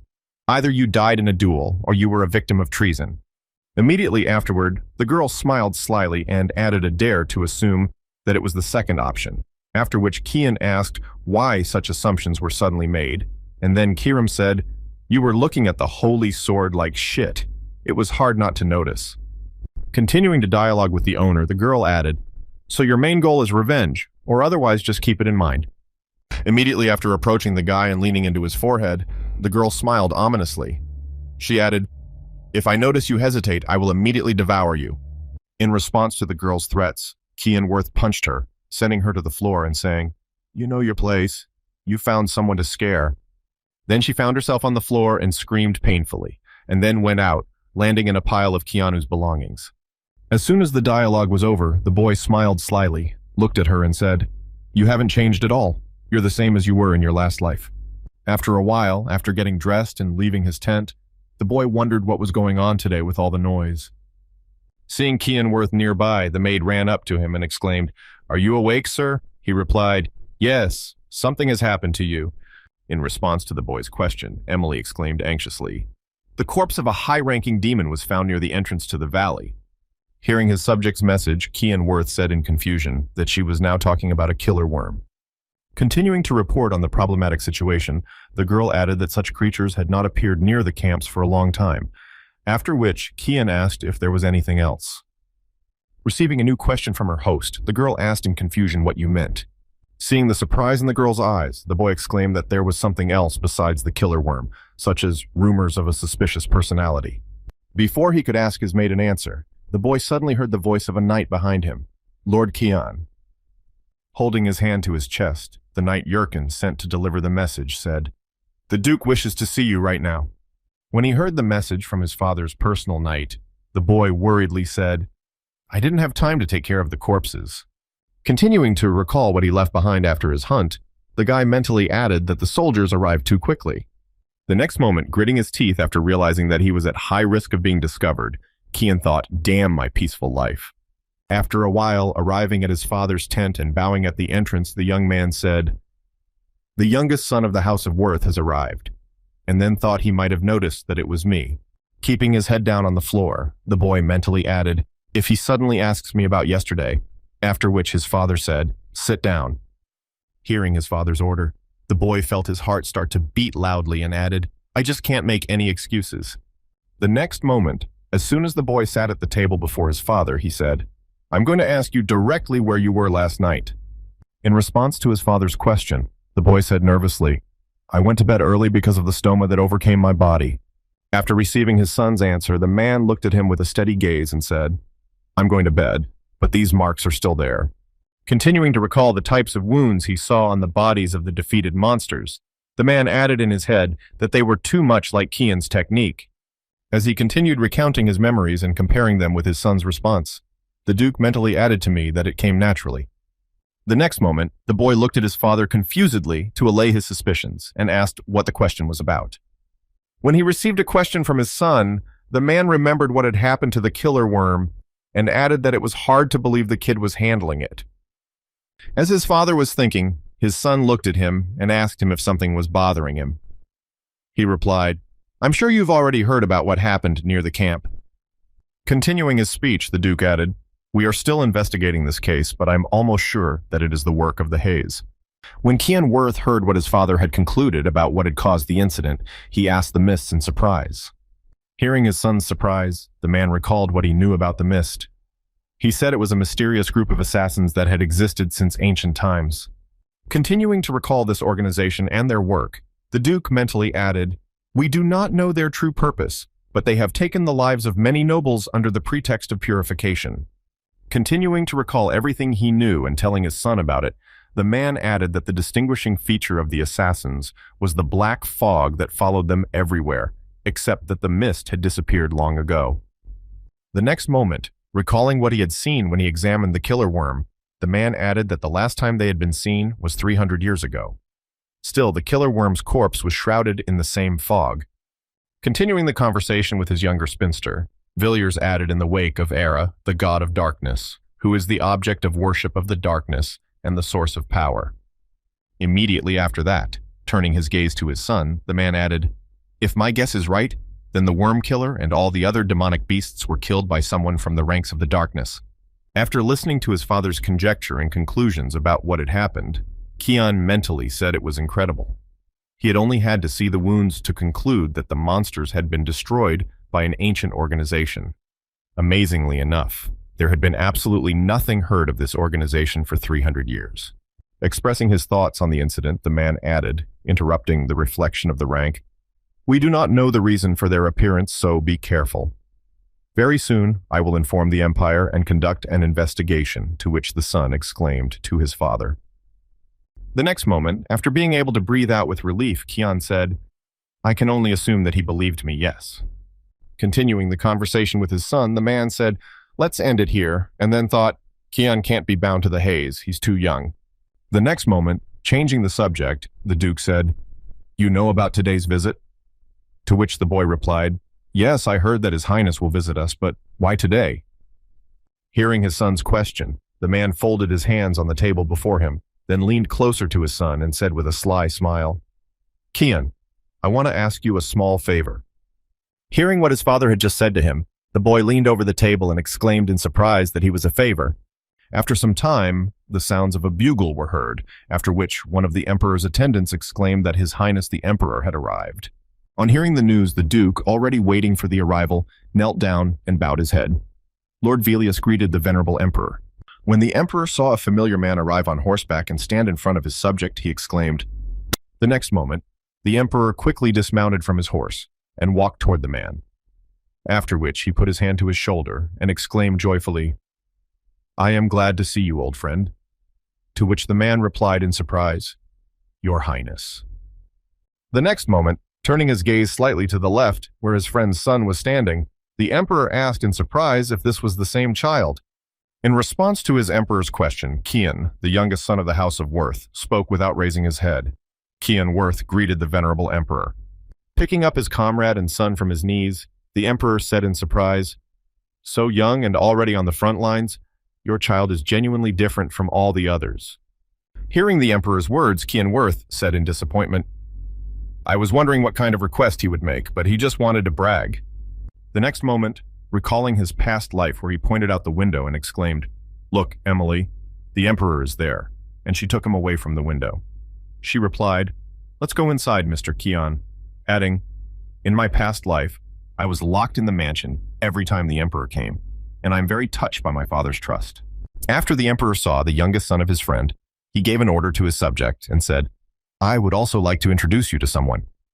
The next moment, a girl came out of the carriage, bowed in front of everyone, and said she was the Wusif Empire's 5th princess.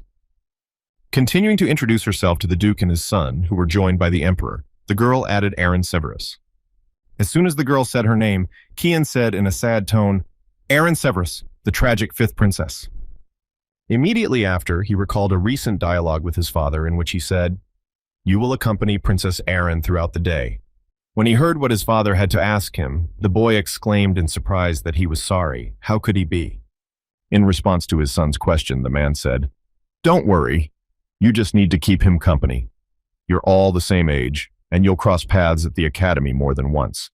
After receiving an answer about what he would have to do and some additional information, Kian Worth mentally said, I know she was also applying to the academy. I think I've seen her several times. Continuing to talk to his son before the arrival of the emperor and her daughter, the father added that there was nothing wrong with meeting a member of the royal family, even if it was for a short time. But I want you to get along with her. Thinking back to the morning conversation with his father, Kian Worth said in frustration, "This is a mess." Starting to recall the relationship between the emperor and his father, the boy mentally added to me that his father's intentions were clear. Being connected to the emperor, he wanted to establish contact between us. Immediately after his thoughts, the boy recalled leaving his father's tent and said, "Only he chose the wrong person." The next moment, remembering Aaron Severus, with whom he would have to somehow establish a relationship at his father's request, Kian mentally added, "We won't be able to get along." Walking behind the princess and one of her servants, the boy sighed heavily. "I wish I could say that, but I am the only one who knows the future." Continuing to walk in the group with the emperor, his father Yurkin, several other knights who accompanied them, and the princess, Kian mentally added an annoying but necessary thing to accept. The next moment while walking, Kian suddenly heard the voice of the princess asking him why she was so red, to which the boy replied, "Because of the bloody river," and then Aaron asked, "Bloody?" In response to the girl's question, after confirming what she was interested in, the boy said that this river runs through the entire Lemay Valley for no intricate reason. Continuing to talk about what the girl was interested in, he added that old, sick, or mortally wounded demonic creatures at the end of their lives instinctively jump into the bloody river into corpses and bodily fluids that eventually decompose. Continuing to recall Princess Kian's question about the reason for this pond's red color, Vert added that it leads to the decomposition of mana and the change in water color.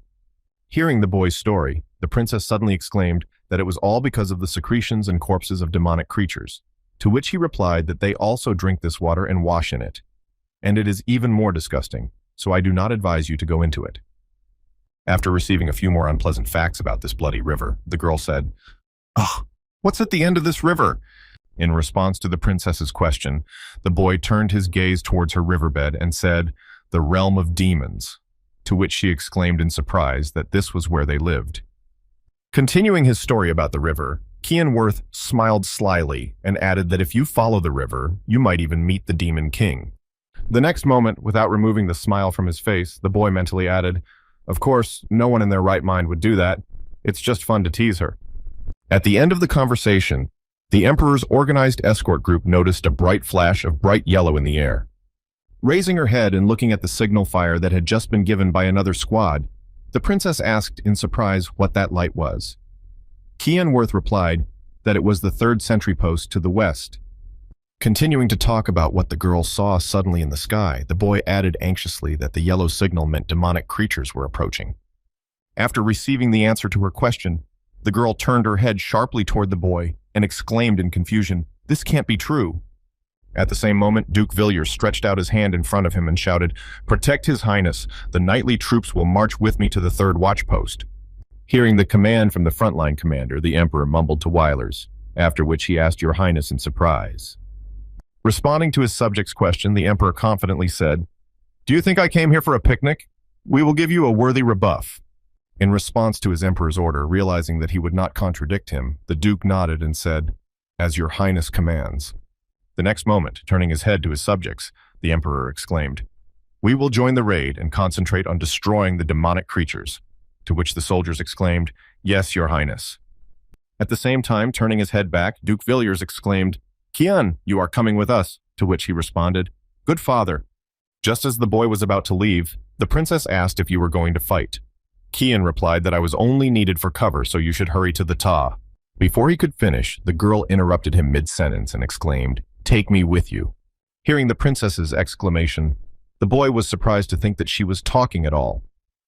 The maid nervously exclaimed, "Your Highness," to which the princess, ignoring the maid, added, "We are the same age. I want to go too." In response to the princess's words, the boy said, "You've heard this battlefield. People are dying here." She said, "You can't convince me. I'm going anyway." Realizing there was no point in arguing with the girl, Kian Worth told Yurkin, who appeared behind her, "As you wish, young sir. I will escort Her Highness to safety." The next moment, returning his gaze to the girl, the knight said, "Come, Your Highness." She turned her head back to look at the knight behind her. Looking at Kian again the next moment, she pointed a finger in his direction and exclaimed, "You rude man, how dare you speak to a princess in that tone?" In response to the princess's depraved exclamations, the boy approached her. He looked into her eyes with a murderous gaze, saying, "Do you know how many knights have died while you're making noise? Even a second decision can change the course of a battle." Continuing to press his oppressive aura on the spoiled princess, the boy added in a rude tone whether you were ready to take responsibility for the death of each of them. Seeing the girl's eyes well up with tears after his words, Kian Worth followed his father and the emperor, saying finally, "Go back if you are going to shed tears, your highness." In response to the boy's words, she had nothing to say and remained standing in place, surrounded by her maid and the knight Yurkin. After a while, having arrived at the location of the third reconnaissance squad, the reinforcements heard the screams of the knights who had been attacked by monsters. Seeing that the defense was almost broken through, the detachment commander, Duke Williams, shouted to everyone to stand. Drawing his sword in front of him and pointing it at the monsters, the man added, "Let's return to the formation to protect His Highness and destroy all the creatures. Spare no one." After giving a motivating speech to his soldiers, the man rushed into battle with his men and called them all to attack. From the very beginning, the emperor of this continent had only two wives. The first was the late Diana Cusel, and the second was the current reigning princess, Cassandra Nephilis. His first wife gave the world two descendants, and the emperor's second marriage gave birth to two more. However, besides the four princes the emperor had by his two wives, he also had a fifth child, Arinus Severus. However, its origin was not as significant as that of the others, and this is because this child was conceived by an ordinary concubine. Because of her low birthplace, she was only considered a princess by name. Still, the girl never cared about the opinions of the people around her. The princess flawlessly coped with all her duties while surrounded by nobility and diligently studied. However, despite all her efforts to join others' circles, many did not like it at all. With the rest, the poor woman was expelled from the imperial capital for treason, where she died of illness in remote corners, which is why Erin was nicknamed the Tragic Princess. Without great aspirations, her fate could have been entirely different. She just had to be quieter than the water below the grass. After listening to the story of Princess Kiram, she exclaimed in surprise that it was as if her father from a past life had repeated these words to her. In response to his partner's question, the guy, who was on the battlefield and dealing with monsters, said that we had said different things, but that the political games around the throne were ruthless. The next moment, turning his gaze to the battlefield, the boy said, "To be honest, I am very impressed with the emperor." At the same time, the emperor of the continent used his fencing skills and the ability of the Holy Lightning to deal with the influx of monsters. Continuing his observations, the boy mentally added that he would have possessed the 8-star charms even if he had not been on the throne.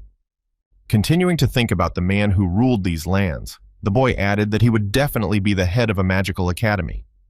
Continuing to watch the emperor awkwardly and assessing his strength, Kian Vert mentally added, "The middle-ranking demons won't even come near him, and probably even doing their duty is just a hobby for him." After a while, when the enemy attack was repelled, the two rulers went to Commander Willers' tent, where the emperor said it had been a long time since we had a drink. Continuing the dialogue with the count, the ruler looked down and added that it was a pity that I was enjoying alcohol alone, to which the duke replied with my deepest apologies, "I am not allowed to drink on duty." After hearing the reason for enjoying alcohol in private, the emperor said, "You were interested in information about the empire." Immediately after his remarks, the ruler of the continent, plunging into memories, said that there has been a recent surge in murders, and people are scared. After hearing his friend's remark, Duke Villiers asked if there was a pattern to these deaths, and he was absolutely right. Furrowing his brow, the emperor looked at his interlocutor. He said that the dead nobles were listed as bribe takers in the officials' list. Continuing to dialogue with the duke, the emperor added that dark smoke was often seen at crime scenes, and hearing the duke's thoughtful mumbling suggested specific thoughts. After being asked a question by the ruler of the land, Wyler's Worth said, "It looks like the followers of the Black Haze moved yesterday, and I noticed a similar phenomenon near our camp." Hearing the guesses put forward by his interlocutor, the emperor took up the bottle on the table and said that your truth must be well checked. Starting to pour alcohol into the glass again, the emperor added, "To be honest, I'm even a little happy that they voluntarily removed the garbage, but we cannot sit idly by while the unrest in the empire grows." After voicing certain advantages of the group's actions, the emperor added that there was another problem, to which Duke Villiers was surprised to hear that indeed. Picking up a glass of drink, the man added, "Some of the sinister aristocrats used these events as a pretext to accuse my fifth child of involvement." When I heard about the problem that the Emperor Duke recently mentioned, I exclaimed in surprise that it was unbelievable that such cruel slander could be brought against a little girl for having a connection to a whole dark organization. In response to his friend's question, the Emperor took the first sip of his drink and said, "So far, I have been able to keep their foul mouths shut." Continuing to recall what had happened to her youngest child recently, the man added, "But the attacks on Aaron only became more aggressive." The next moment, looking up at the man before him, the Emperor said, "I ask you not as an emperor but as a friend. If I die before I do, promise me that you will take care of my daughter." Having received his friend's request, the Duke pressed his fist to his chest and confidently said, "Your humble servant, Villiers Worth, swears by his own honor." At the same time, when Kian returned to his tent and told his maid the whole story, she told him that was all he heard. After receiving a question from Emily, who was so surprised by his story, the guy took off his cloak and asked what was wrong. In response to her host's question, the girl said it was about an imperial princess, and you parted with the lady on that note. Continuing to express her dissatisfaction with the boy's behavior, Emily added, "My lord, at this rate, you will remain a bachelor until your grave." To which he mentally replied, "I wasn't going on a date." The next moment, heading for the tent's exit, the guy said, "Well, I'm counting on you again today," and then asked if we were going to train in the rain. After receiving a question from his maid, Kian Worth, who had pulled back the cloth to leave the tent, turned his head to her and said not to worry and go to sleep, but the princess was already on her way to him. The next moment, when the maid saw someone in a dark cloak approaching them, she screamed in fright. Hearing the girl's question, the princess took off her hood after she went inside to prevent the rain from dripping on her and asked if she was going somewhere. Immediately after entering the boy's tent and his maid's tent, Aaron Severus added, "Excuse me for the unexpected visit, but can we talk?" When the maid heard the girl's request, she exclaimed joyfully to her master, "Your Highness." At the same time, 6 soldiers, 4 knights, and 2 personal guards of the Empire who accompanied the princess gathered near Kian Vert's tent in the rain. As she started to look around, the girl asked, "How long have you been here?" The boy replied, "About 1 month." Immediately after Kian answered the question, he asked his own, saying, "Let me ask if there was anything you wanted to discuss." Hearing Kian's question, Erin turned her head to Emily and asked if she could leave us for a while. Very intently, she said, "You are looking at us and feeling happy for her master." She was surprised, and then Kian added Emily for just a few minutes. Heeding the young aristocrat's request, the maid, heading for the exit, smiling joyfully, exclaimed, "Of course, enjoy each other's company." As soon as the maid said her last words, she smiled happily and walked out of the tent, leaving the couple alone. A few seconds later, as soon as Emily left the tent, Kian sighed heavily and thought, "Oh my God, there's not even a hint of romance here, and I'm over 40 actually," after which the princess said awkwardly. Trying to start a conversation, the girl looked away and shyly said, "I'm sorry for what happened. I behaved unworthily." In response to the girl's apology, Kian Worth put his hand behind his head and awkwardly replied that it was not worth it, to which the girl smiled and said, "If I were you, I would have answered the same way." Immediately after suddenly changing her mood, the girl added, "Unlike me, you were recognized as talented and more mature." Hearing the princess's words, Kian Worth suddenly looked up at her and said, "Then there she is." The next moment, she put her hand to her chest and exclaimed, "Oh, I heard that you are also applying to the academy. I hope we get along." Before she could finish, the boy interrupted her in mid-sentence and said sternly, "I'm sorry, but I'm afraid I can't help your highness," which shocked her. Continuing his cold refusal to the girl, the boy said, "If you came here to play friendship, you should return to your place." Realizing no one was happy to see her here, the girl bowed and said, "I thought we would become friends. How cruel." The next moment, suddenly looking up at Kian, the girl with tears in her eyes said threateningly, "You probably think I'm unworthy trash, too." Looking down again to avoid showing her tears, the princess added, "You don't need to be associated with such a scoundrel. I'm sorry for your time." Heading for the exit to leave the tent as soon as possible, the girl passed Kian and said, "It was my mistake to assume that we would start a conversation." Continuing to walk on, the girl concluded, "Ashel and I are completely different," which became a powerful trigger for Kian. According to what he has just heard, Frozen is in place. the boy realizes what it could be about and mentally repeats what she has just said. The next moment, the boy suddenly grabbed the princess's hand to stop her and squeezed it tightly, after which he heard the girl's painful scream. Trying to pull her hand out of the guise, Aaron exclaimed, "What are you doing?" He said in a menacing tone, "How do you know about my brother?" As she continued to try to free her trembling hand, she said, "I crossed paths with him last year when I attended the academy, and he even encouraged me to keep my head up." Hearing what his brother had advised the girl under the perception of encouragement, Kian mentally said, "That's bullshit." Imagining the image of his brother pulling strings to achieve the goal, the boy thought this devil was incapable of kindness. The next moment, an image of a princess hanging by strings appeared in his mind, and Eshel pulled on the strings and mentally added that he had already started. Gritting his teeth at the realization that the curtain had already been raised, Kian mentally spoke with attempts to break Aaron's life, and then said, "Let me give you some advice." Before the boy could finish his speech, a maid suddenly ran into the tent and shouted to the young gentleman. Trying to warn the boy about the danger, the girl exclaimed, "Hurry up and get out of here." As soon as she shouted this, there was a rattle and crack of boards, and the next moment, a vast log appeared from above, crushing the tent. At one point, the sound of a powerful shockwave threw the maid several meters back. Seeing what had just happened not far from them, one of the knights shouted out in confusion, cursing Lord Kian's tent there. "Find him immediately!" The next moment, when the maid landed and came to her senses, she screamed in fright when she saw what had happened to her master's tent. Seeing that the giant monster was raising the deck to strike again, the maid exclaimed in confusion to my lord. At the same time, having arrived at Duke Villiers' tent, where the emperor was also present, the soldier immediately reported the whole situation that had just occurred and was told that.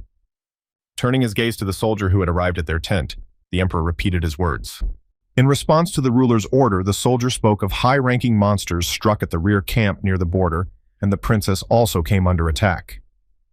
Hearing the report once again, the emperor suddenly rose from his seat. He waved his hand and exclaimed to send all the imperial soldiers to the rear and return the princess unharmed, to which the subject exclaimed, "Yes, your highness, that's right."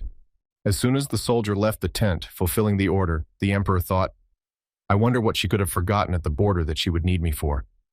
At the same time, looking out from behind a hiding place to watch what was happening, Kian mentally muttered, "First the killer worm and now the ogres." As he continued to look out from the hiding place for the monsters who had arrived on the cordon with his maidservant, the princess, and 2 imperial soldiers, he mentally added why the monsters suddenly appeared from the depths of the valley. As he continued to think about the situation, he mentally added that the crowds appearing at the border had done something that had not happened in his past life. Putting his finger to his chin, the boy thoughtfully said, "Is it because of me?" Then the maid suddenly exclaimed, "My lord." Attracting the boyfriend's attention, Emily shed tears and exclaimed, "I thought you were dead. I will never leave you again." Hearing his maid's words, Kian began to recall how he had managed to escape from that situation, taking the princess with him. The next moment, with a heavy sigh, the boy added, "I've defeated entire armies of demons. It would be ridiculous to die at the hands of a mere ogre." At the same time, joining Emily and Kian in conversation, the princess asked if everything would be all right with the knights, to which the maid confidently exclaimed, "Don't worry, your highness. The knights don't care about that at all." When she heard that her subjects should not suffer in repelling this attack, the princess covered her mouth with her hands and exclaimed sadly, "This would not have happened if I had not come here. What have I done?" Seeing that the princess began to cry and blame herself for what had happened, one of her escorts said, "We are fine, your highness. It is our sacred duty to protect you." Hearing his comrade's words, another imperial soldier smiled joyfully and exclaimed, "Your highness is right. We are saving you at the cost of our own lives." While the soldiers were talking and trying to calm the girl down, Kian heard a sound and then looked back and shouted behind him. It was only at that moment that it was already too late.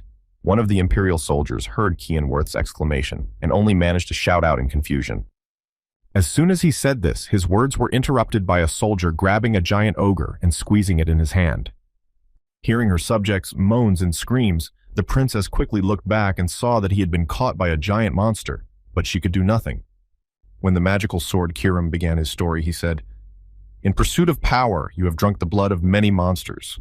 With a sly smile, the spirit girl continued her story. He's so attracted to you that it would be much stranger if they weren't chasing you. When he heard why the monsters began to visit him so often, Keon Worth exclaimed in surprise, "So you knew then why you didn't tell me before?" In response to its master's question, the sword spirit smiled ominously and exclaimed, "You have forgotten that I need your body." When he heard why she hadn't told him the truth, Keon Worth grabbed the spirit by the tail and squeezed it tightly until it started screaming painfully. As he began stuffing the spirit into his sword, the boy heard, "Hey, what are you up to?" and said, "Shut up." Then Kiram exclaimed, "Can you be a little gentle?" After receiving a request from his partner, the guy ignored it and prepared to fight the enemy, saying that it didn't matter to me. The next moment, rushing into battle against a giant ogre, the boy confidently asked how many of you would appear here. Immediately after his words, Keon Worth attacked, swinging his dagger and cutting off the monster's arm. The next step was to land on the ogre's shoulder and cut off its head to end the quick fight and move on to the next thing. As soon as the enemy was defeated, his uncontrollable body began to fall to the ground, and the boy had already jumped to the ground. After the first enemy was dealt with and all his comrades retreated to safety, Keon Worth breathed a sigh of relief and said, "It looks like we're finally alone."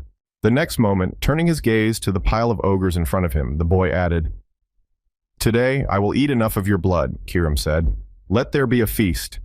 The next moment, seeing another monster not far from the pile of monsters that did not fit into the overall picture, Keon Worth suddenly exclaimed, "Wait, what's that?"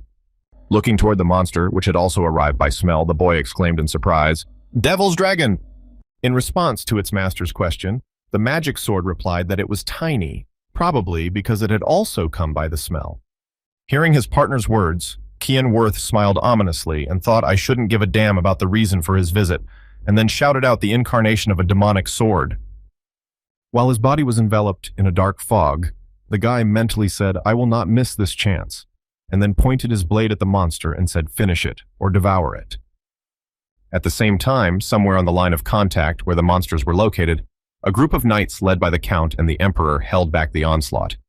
After a while, having completed the destruction of the last monster and looking at its motionless body, the ruler asked if it was the last one, and the Count replied in a similar vein. After dealing with the danger that had arrived at their stronghold, the Emperor turned his head to his subject and asked about the children. Not understanding the message of his comrade's question, Duke Villiers said in surprise, "I'm sorry." Then the Emperor interrupted him and added, "You shouldn't be any better off than I am right now." In response to the words of his Emperor, the Duke confidently said, "Forget about Keon. We must find Her Highness." Hearing what Worth had just said, the Emperor exclaimed in surprise, "How can you? He is your flesh and blood," Worth replied, saying he could fight back. The next moment, a knight ran to the pair of dignitaries and exclaimed, "Sir, we have found the princess." When the Emperor heard this, he exclaimed where she was. Immediately after his question, the Emperor heard his daughter's voice coming toward him and shouting out to her father, to which he shouted back, "Aaron." As soon as the girl approached him, he grabbed her hands and anxiously exclaimed, "Is she hurt?" She replied quickly to her father, "We have to save him," after which he asked who the child was. When the Virgin asked her father, the frightened girl shed tears and exclaimed to the Duke's son, "It's my fault." When the Emperor heard who it was, he looked at his daughter in fright and exclaimed, "Calm down and explain what's going on." The next moment, the Duke approached the soldier and the girl who came with him and asked if you were Kiana's maid, to which she replied, "Yes, Your Grace." After receiving the answer to his question, the man looked at her sternly and said, "Tell me what's wrong with him." Having received the order from her Duke, Emily thought in fright what pressure it was to see the Duke so angry for the first time, and then replied with a trembling voice, Lord Keon had bought time. While the Duke looked at the girl sternly, she added, frightened, telling us to run away. The next moment, a soldier of the Imperial Army joined the conversation and exclaimed, "I remember the place, Your Lordship. I will gather a party and bring the young lord back if you order it." Hearing what the soldier behind him had just told him, the Emperor suddenly exclaimed, "What do you expect, Weilers? Hurry up." After receiving the order from his Emperor, the man was silent for a few seconds. Then he said, "I'm not going anywhere." Hearing what his subject had just said, the Emperor looked at his subject in confusion, along with his shocked daughter, and asked him seriously. In response to his Emperor's question, the man turned his gaze to him and said, "First, we will fortify the camp if this line falls." The next moment, turning his head forward, looking around, and assessing the attack's consequences, He added that monsters would invade the empire. Having prioritized what they should be doing, the man said, "Let's hurry up and resume the post. Only in this way will we avoid unnecessary losses." Hearing their commander's orders, the maid exclaimed in fright, "But what about Lord Qian?" To which she replied that he had saved the princess from danger. The next moment, turning his head to the girl kneeling before him, the man looked at her with a heavy look and added that this was the fate of the Worth family. Hearing what the Duke had just told his maids, the Emperor thought to himself, "How did this happen?" Then the princess thought to herself, and as she shed her tears, the girl who felt guilty for what had happened mentally added a new one, "All because of me." A sudden dragon roar came over the soldiers the next moment, and Aaron shouted in confusion. Immediately after the girl looked up to see its source, the princess mentally added unbelievably. As soon as her gaze was above her, she saw a beast flying under the moon and mentally added a dragon. The next moment, when she saw that a person was still on the dragon's body, clutching its leg, she exclaimed in surprise to Qian.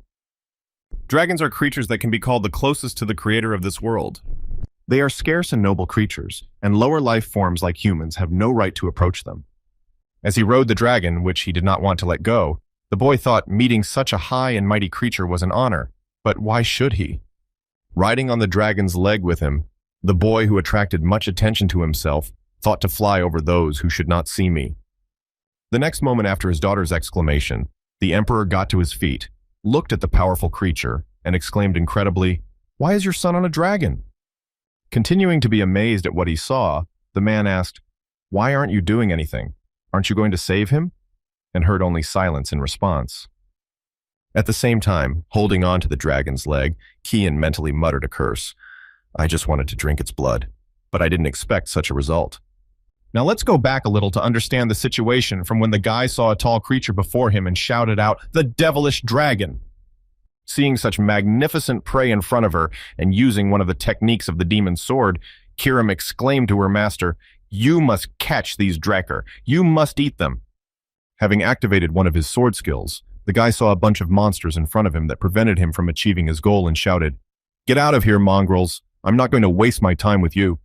After activating his mist sword skill of Swift Mist Storm, the guy efficiently dealt with all the monsters and approached the dragon. When the boy saw the glorious creature closer, he confidently said that it was definitely not an adult. The creature's size speaks for itself.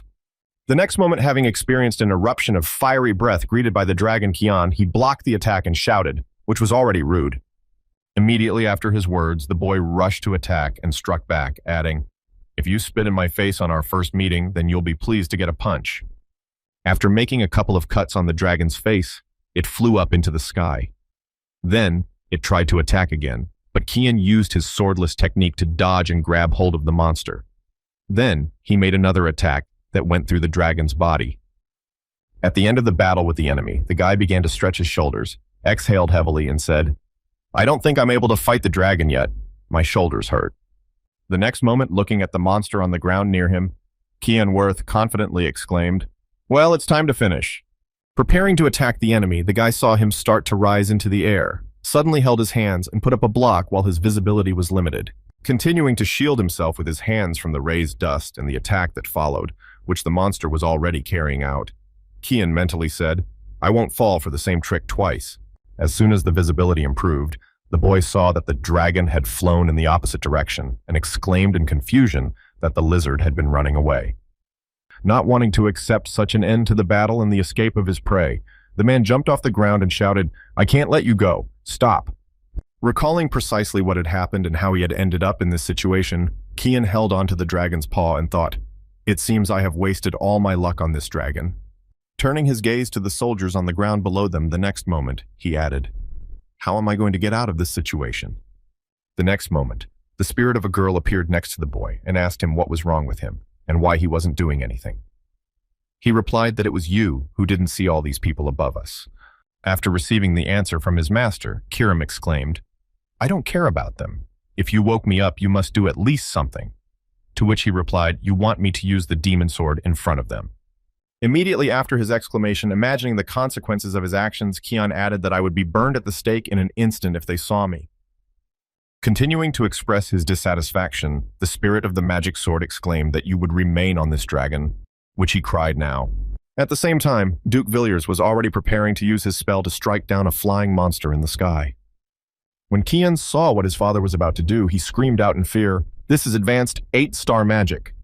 Looking at the fearsome look on his father's face as he was about to use it, even though his son was on the dragon, the boy mentally added that he would use the secret sword, even though he knew his son would be involved. As the countless lightsabers headed toward the dragon, Kian thought in fright, "You really do live up to the title of Defender of the Continent, Father." Seeing that the monster skillfully dodged all the sword attacks aimed at him, the boy joyfully exclaimed, "Wow, that's a good dragon." Happy that the dragon could avoid all of his father's attacks, the boy happily added, "Keep avoiding." But that was until he saw a sword heading in his direction. Watching the last sword fly straight at him, Kian Vert hugged the dragon's leg and thought, "There's no way to dodge this one." Having chosen the most rational choice, Kian Worth released the dragon and flew down to avoid being accidentally killed by his father's attack, after which he cursed, "I can't believe I missed the opportunity to try such a delicacy." At the same time, angry at the boy for his actions, Karam exclaimed that he was flying or wanted to crash into a cake, to which he replied, "No, if I use the fog, I will be burned at the stake." Hearing the reason why he did not want to use the skills, the girl angrily exclaimed, "Are you going to let yourself die?" To which he replied, "I don't know, maybe I need to stop thinking." The next moment, seeing something interesting that could help him, Kian Worth set a course for the landing site and exclaimed, "Wait, there seems to be a way." After which Kiram exclaimed, "Master, you're not going to fall down there like that."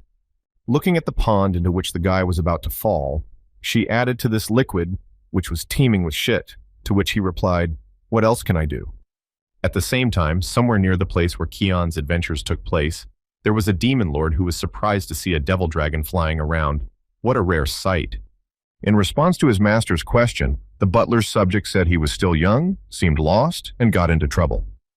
Hearing his subject's remarks, the Demon King looked back and pointed to the valley, saying that there were probably strong demonic beasts there. The latter replied, "No, these are people who live on the other side of the border." When the Demon King heard his subject's remarks, he exclaimed in surprise that a dragon couldn't lose to some human beings. Hearing his master's surprised tone, the butler looked at him keenly and asked if something was bothering you.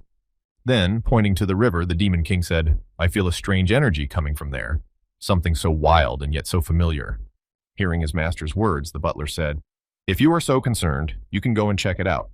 When the man took to the sky to check what had happened, the subject adjusted his glasses and added, "Please refrain from destroying everything you see, just because you're bored." Hearing the instruction from his butler, the Demon King exclaimed, "Good, good, I won't cause any problems." The Demon King set out the next moment and shouted, "I'll be back soon," and the butler sighed heavily. At the same time, after landing in the bloody Kianwort River, he leaned on a rock on the shore and began to catch his breath. Raising his head and looking at the sky where the delicacy had escaped him, the boy added in frustration, "To hell with such a life." The next moment, turning his gaze to where his partner was supposed to be, the boy exclaimed, "Hey, Kiram, you're alive." In response to Kian's question, the girl, who was covered in the bloody river, replied irritably, "Don't even talk to me now. I'm trying to decide how to commit the murder." Hearing his partner's words, the guy put his head down and said, "I'll clean you when we get back. Don't worry about it." To which she replied with a heavy sigh, "Oh, you're going to come back." Turning her gaze to her partner the next moment, she added, "Be on the lookout for this realm of demons." After receiving the girl's remark, Kian turned his gaze to her and said, "Don't worry, we'll never run into a higher demon." As soon as he said that, he heard the Demon Kings nearby, who were shouting with joy, and I knew something interesting was coming. The next moment, the boy's thoughts immediately matched this tone, and he mentally said, "I remember this voice." Then the Demon King said, "You," feeling overwhelmingly afraid of the enemy he had just faced. The boy mentally added a voice so deeply embedded in my head that I will never forget it. The next moment, Kian turned his head upward from where the voice was coming from and saw a superior demon in front of him who asked, "Are you a human?" Continuing to stare at his opponent, who found him on the bank of the bloody river, the boy mentally added the Demon King Valkyrian. Starting to recall the person in front of him, the boy mentally said that everyone who saw him had spoken to him in the past. Continuing to think about the Demon King who had found him on the bank of the Kian River, Vert mentally added that he looked like the embodiment of evil. Also, remembering his past life and the number of victims on the front line during the battle, the boy mentally added, "This is who is standing in front of me."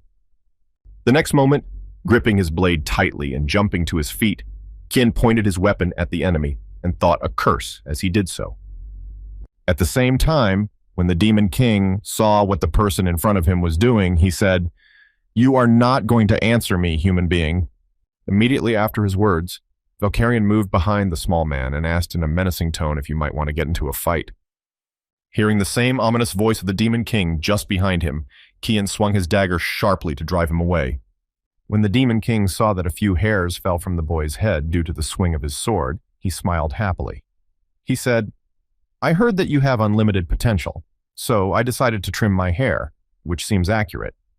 At the same time, trying to connect the events that were happening now, Kiram asked me, perhaps not quite at the right time, who he was, and Kian mentally answered the King of Demons. When she heard who her partner had met in the Demon Kingdom, the girl asked the Demon King in surprise how the hell you were going to defeat him in this state. In response to the demonic sword spirit's question, the boy looked down and mentally said, "It's impossible. I can only try to run away." Continuing to look at his hand, which was trembling with fear of the encounter, the boy added, "But I will be able to stand up to Valkyrian." At the same time, seeing the guy in front of him in tension, the Demon King suddenly exclaimed, "Hey, relax!" which instantly dispelled the tension. Having attracted Valkyrian's attention, he threw his arm behind his neck. He awkwardly said, "What could I do to help the child calm down?" The next moment, lying down on the ground in front of the boy, he exclaimed joyfully, "Look, I really won't hurt you. We can talk lying down if you're such a coward. I'm a thief, but I won't fight with children." Seeing the Demon King's strange behavior, the boy wondered why he suddenly collapsed on the ground.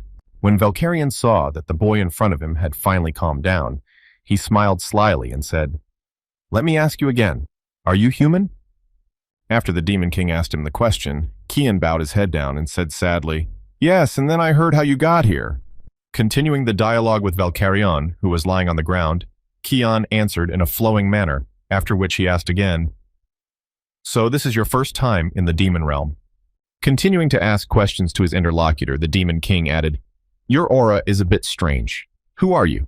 To which he nervously replied, "An ordinary person." Valkyrian smiled slyly and said, "I'm just an ordinary person, but I feel like you know me from somewhere." In response to his interlocutor's words, Kian Worth, trying not to attract too much attention, said that we had never met before. After hearing his interlocutor's remark, Valkyrian put his hands behind his head and laid down on his back, saying, "I'm telling you for sure, I've never seen a person when you could have met me either." At that exact moment, Kian, sensing some differences, said in his head, relaxed, "Is this the same Demon King I know?" and then asked why you were here. After receiving a question from a man he met in this place, Valkyrian waved his hand and said he felt a strange energy while walking around the area, after which the man asked him again. The next moment, feeling slightly uncomfortable after recalling his duties, Valkyrian added, "As the King of Demons, I need to keep an eye on the lands in my domain." A few seconds after he spoke, the Demon King suddenly stood up to a sitting position, awkwardly rubbed his cheek, and asked the kid what I had just said, after which Kian said you needed to take care of the lands you ruled as a Demon King. Yes. After hearing what the boy in front of him had just repeated in a completely calm voice, Valkyrian pointed at Kian with his finger and said, "Where's your shock? I'm the King of Demons." The next moment, the man began to shout insultingly, waving his hands. "I knew you knew me from somewhere. You know what kind of child would react like that.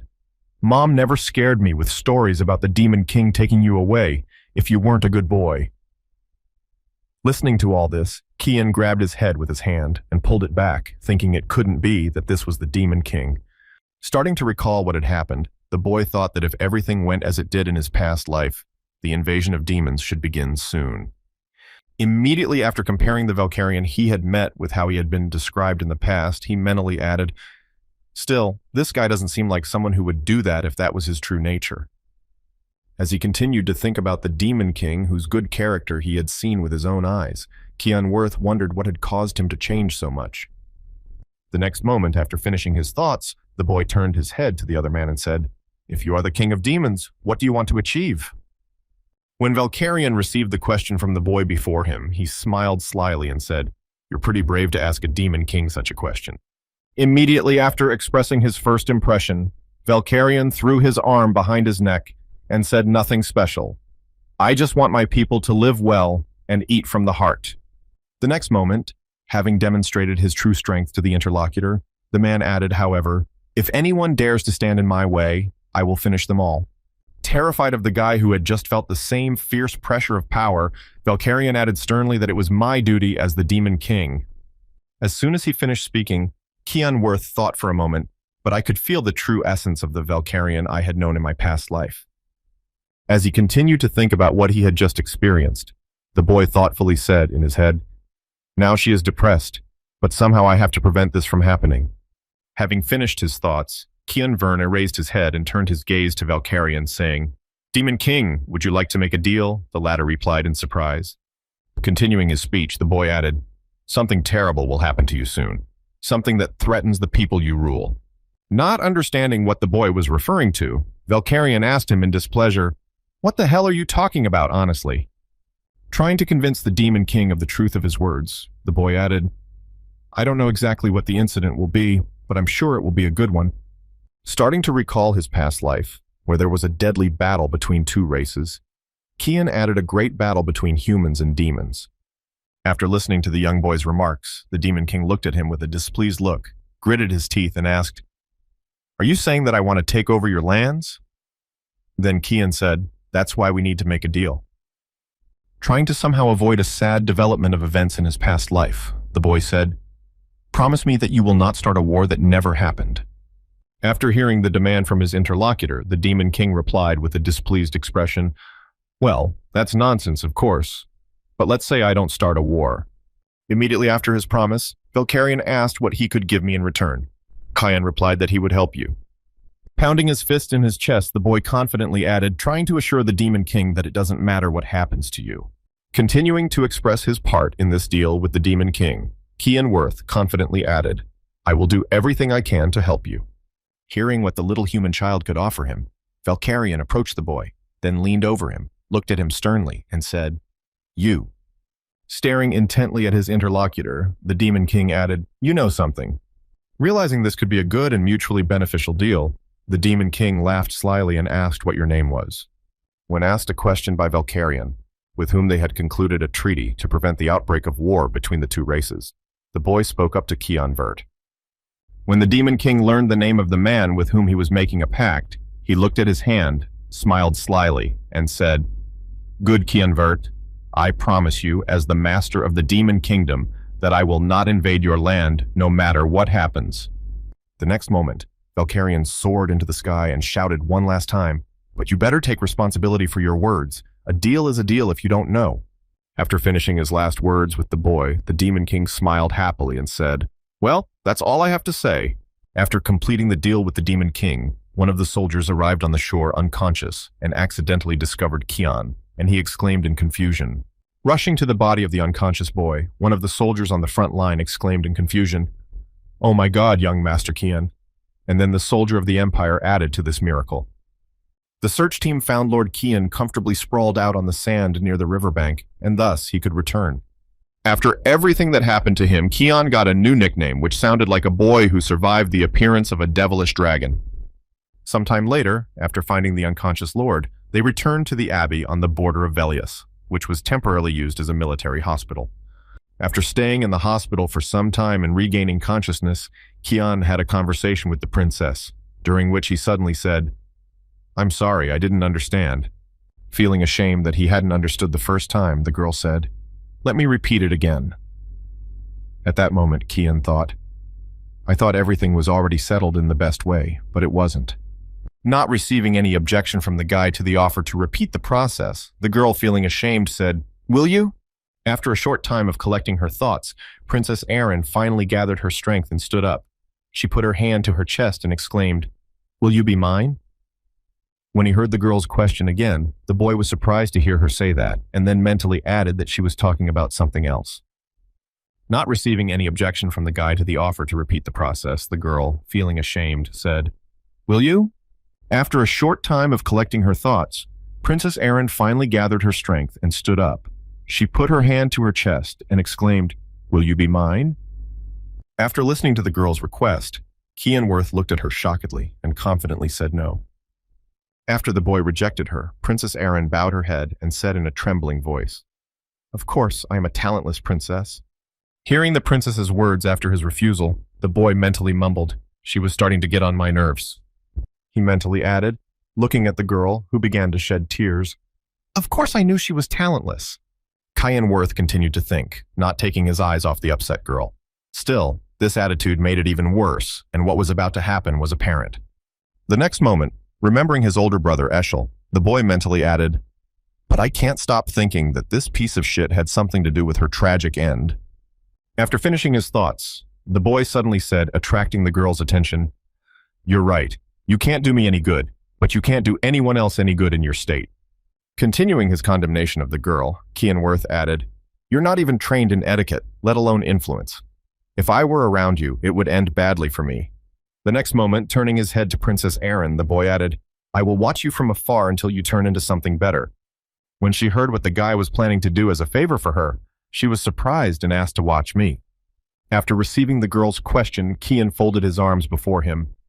It said confidently, "Don't be upset." But the girl suddenly stood up before he could finish. Interrupting the guy in mid-sentence, the princess coughed into her fist to get his attention and exclaimed, "No, I understand what you mean. I just have to become better so that you recognize me." The next moment, pointing a finger toward the boy, the princess smiled happily and exclaimed, "Just wait and see. I don't know how soon it will happen, but I will become so powerful that you won't be able to ignore me." In response to the girl's confident exclamations, Kian awkwardly replied, "I'm looking forward to it," and then mentally said, "She quickly cheered up. What a kid." After making her confident statements in the boy's room, Princess Erin suddenly stopped and said something else on her way out. The next moment, turning her head back and looking at Kian, the girl smiled happily and said, "Thank you for being alive. Thank you very much." After this incident, a lot of time passed, and on the edge of the forest of the rear camp, a man was walking along a snowy path in a hurry to meet someone. Having walked far enough, the man stopped near a tree and then turned his head around. Finding no one around him, he laughed slyly and reached for the cube of spatial storage. Having activated the cube where he was carrying the contraband, the man said with a sly smile that there was only a little time left. The next moment, the man behind him heard someone's menacing voice ask if he was Reynold Crimson. After receiving the question, the man suddenly felt all his movements stiffen. After that, he gritted his teeth and thought in confusion, "My body is not moving, as if invisible chains were shackled." The next moment, the same voice came again from behind the chained man and said, "A small spatial box. I think its sale has not yet taken place." Paying attention to what Reynold Crimson held in his hands, the hunter added an artifact endowed with spatial power and enough mana to allow infinite storage of things inside. Continuing to slowly approach the man from behind, Kian asked in a menacing tone, "Isn't this a masterpiece of the Garum Kingdom Mage Association?" Approaching Reynold Crimson, the man restraining his movements added, "I've been following him for a year. I thought someone in the Empire was smuggling them." The next moment, after taking the cube of spatial storage from the man's unmoving hands, Kian added, "He means, how do you do it? I'll take this thing." Immediately after his words, as soon as the object was in his hands, the guy removed his hood and mask from his face and added Reynold Crimson, a 7-star night mage from the Kingdom of Garum, to which he scaredly exclaimed. Continuing to look at the guy in front of him who had restrained his movements and taken his spatial storage cube, the man exclaimed in surprise, "Kian While the boy began to shake out all the contents of the spatial storage, Reynold Crimson exclaimed in confusion, "Why are you here?"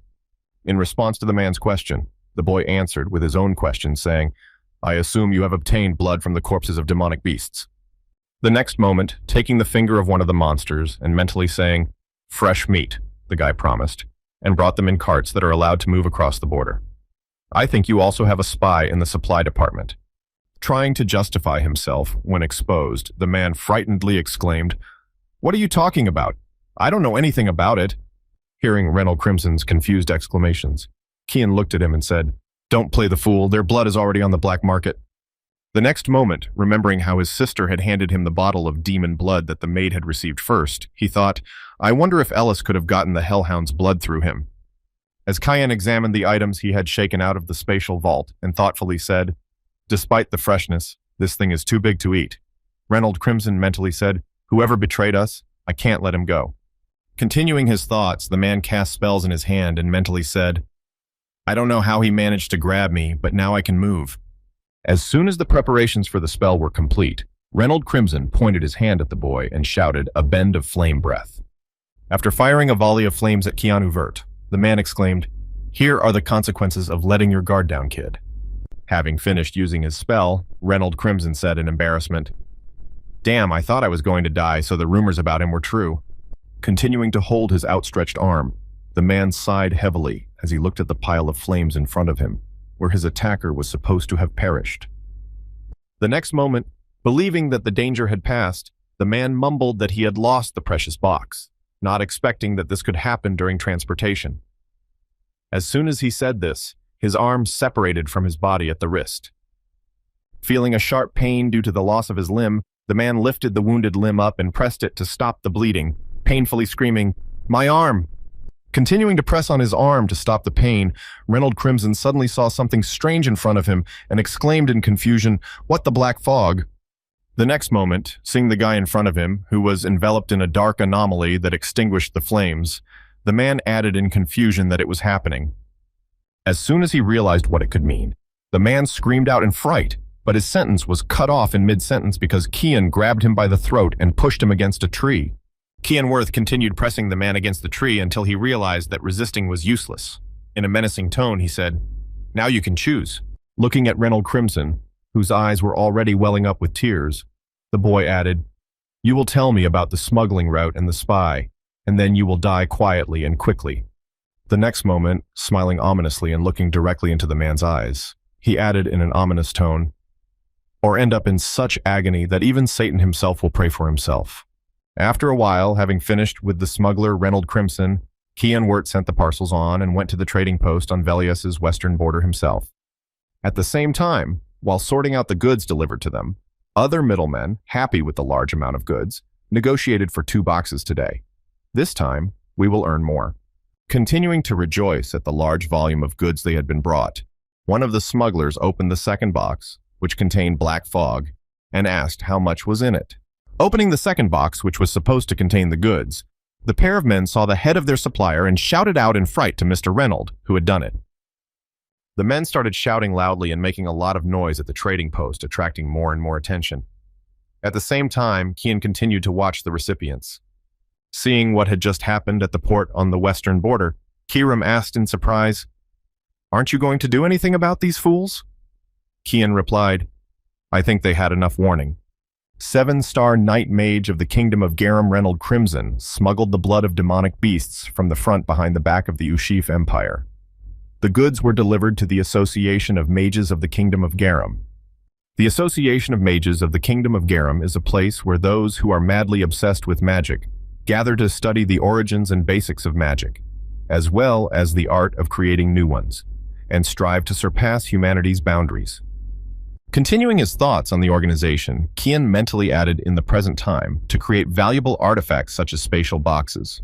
Continuing to talk about the organization, the boy added, However, in the future, they will produce crazy things with the blood of demonic beasts. I need to put an end to this. Hearing Kian's words, Kiram asked you what changed the assassin class to a shall, to which he shouted out menacingly, Shut up! Continuing to pressure the guy with her speeches, the girl said, I thought you were going to live for yourself. Isn't that a selfless act? To which he replied, I just don't want anyone else to use the blood of demonic creatures. And at the same time, somewhere in residence in the Ushif Empire, where the eldest brother and eldest son of the Worth family were currently staying. After receiving the letter, the boy got out of bed and went to the window in his room to look up at the sky. The next moment, looking again at the letter, the boy said in a disgruntled tone what was written there. Kian Worth went to the front with his father like this. Hearing what the man had just said, the girl sitting on the barrel and covering herself with a blanket asked Kian Worth, Is this your half-brother? I'm right.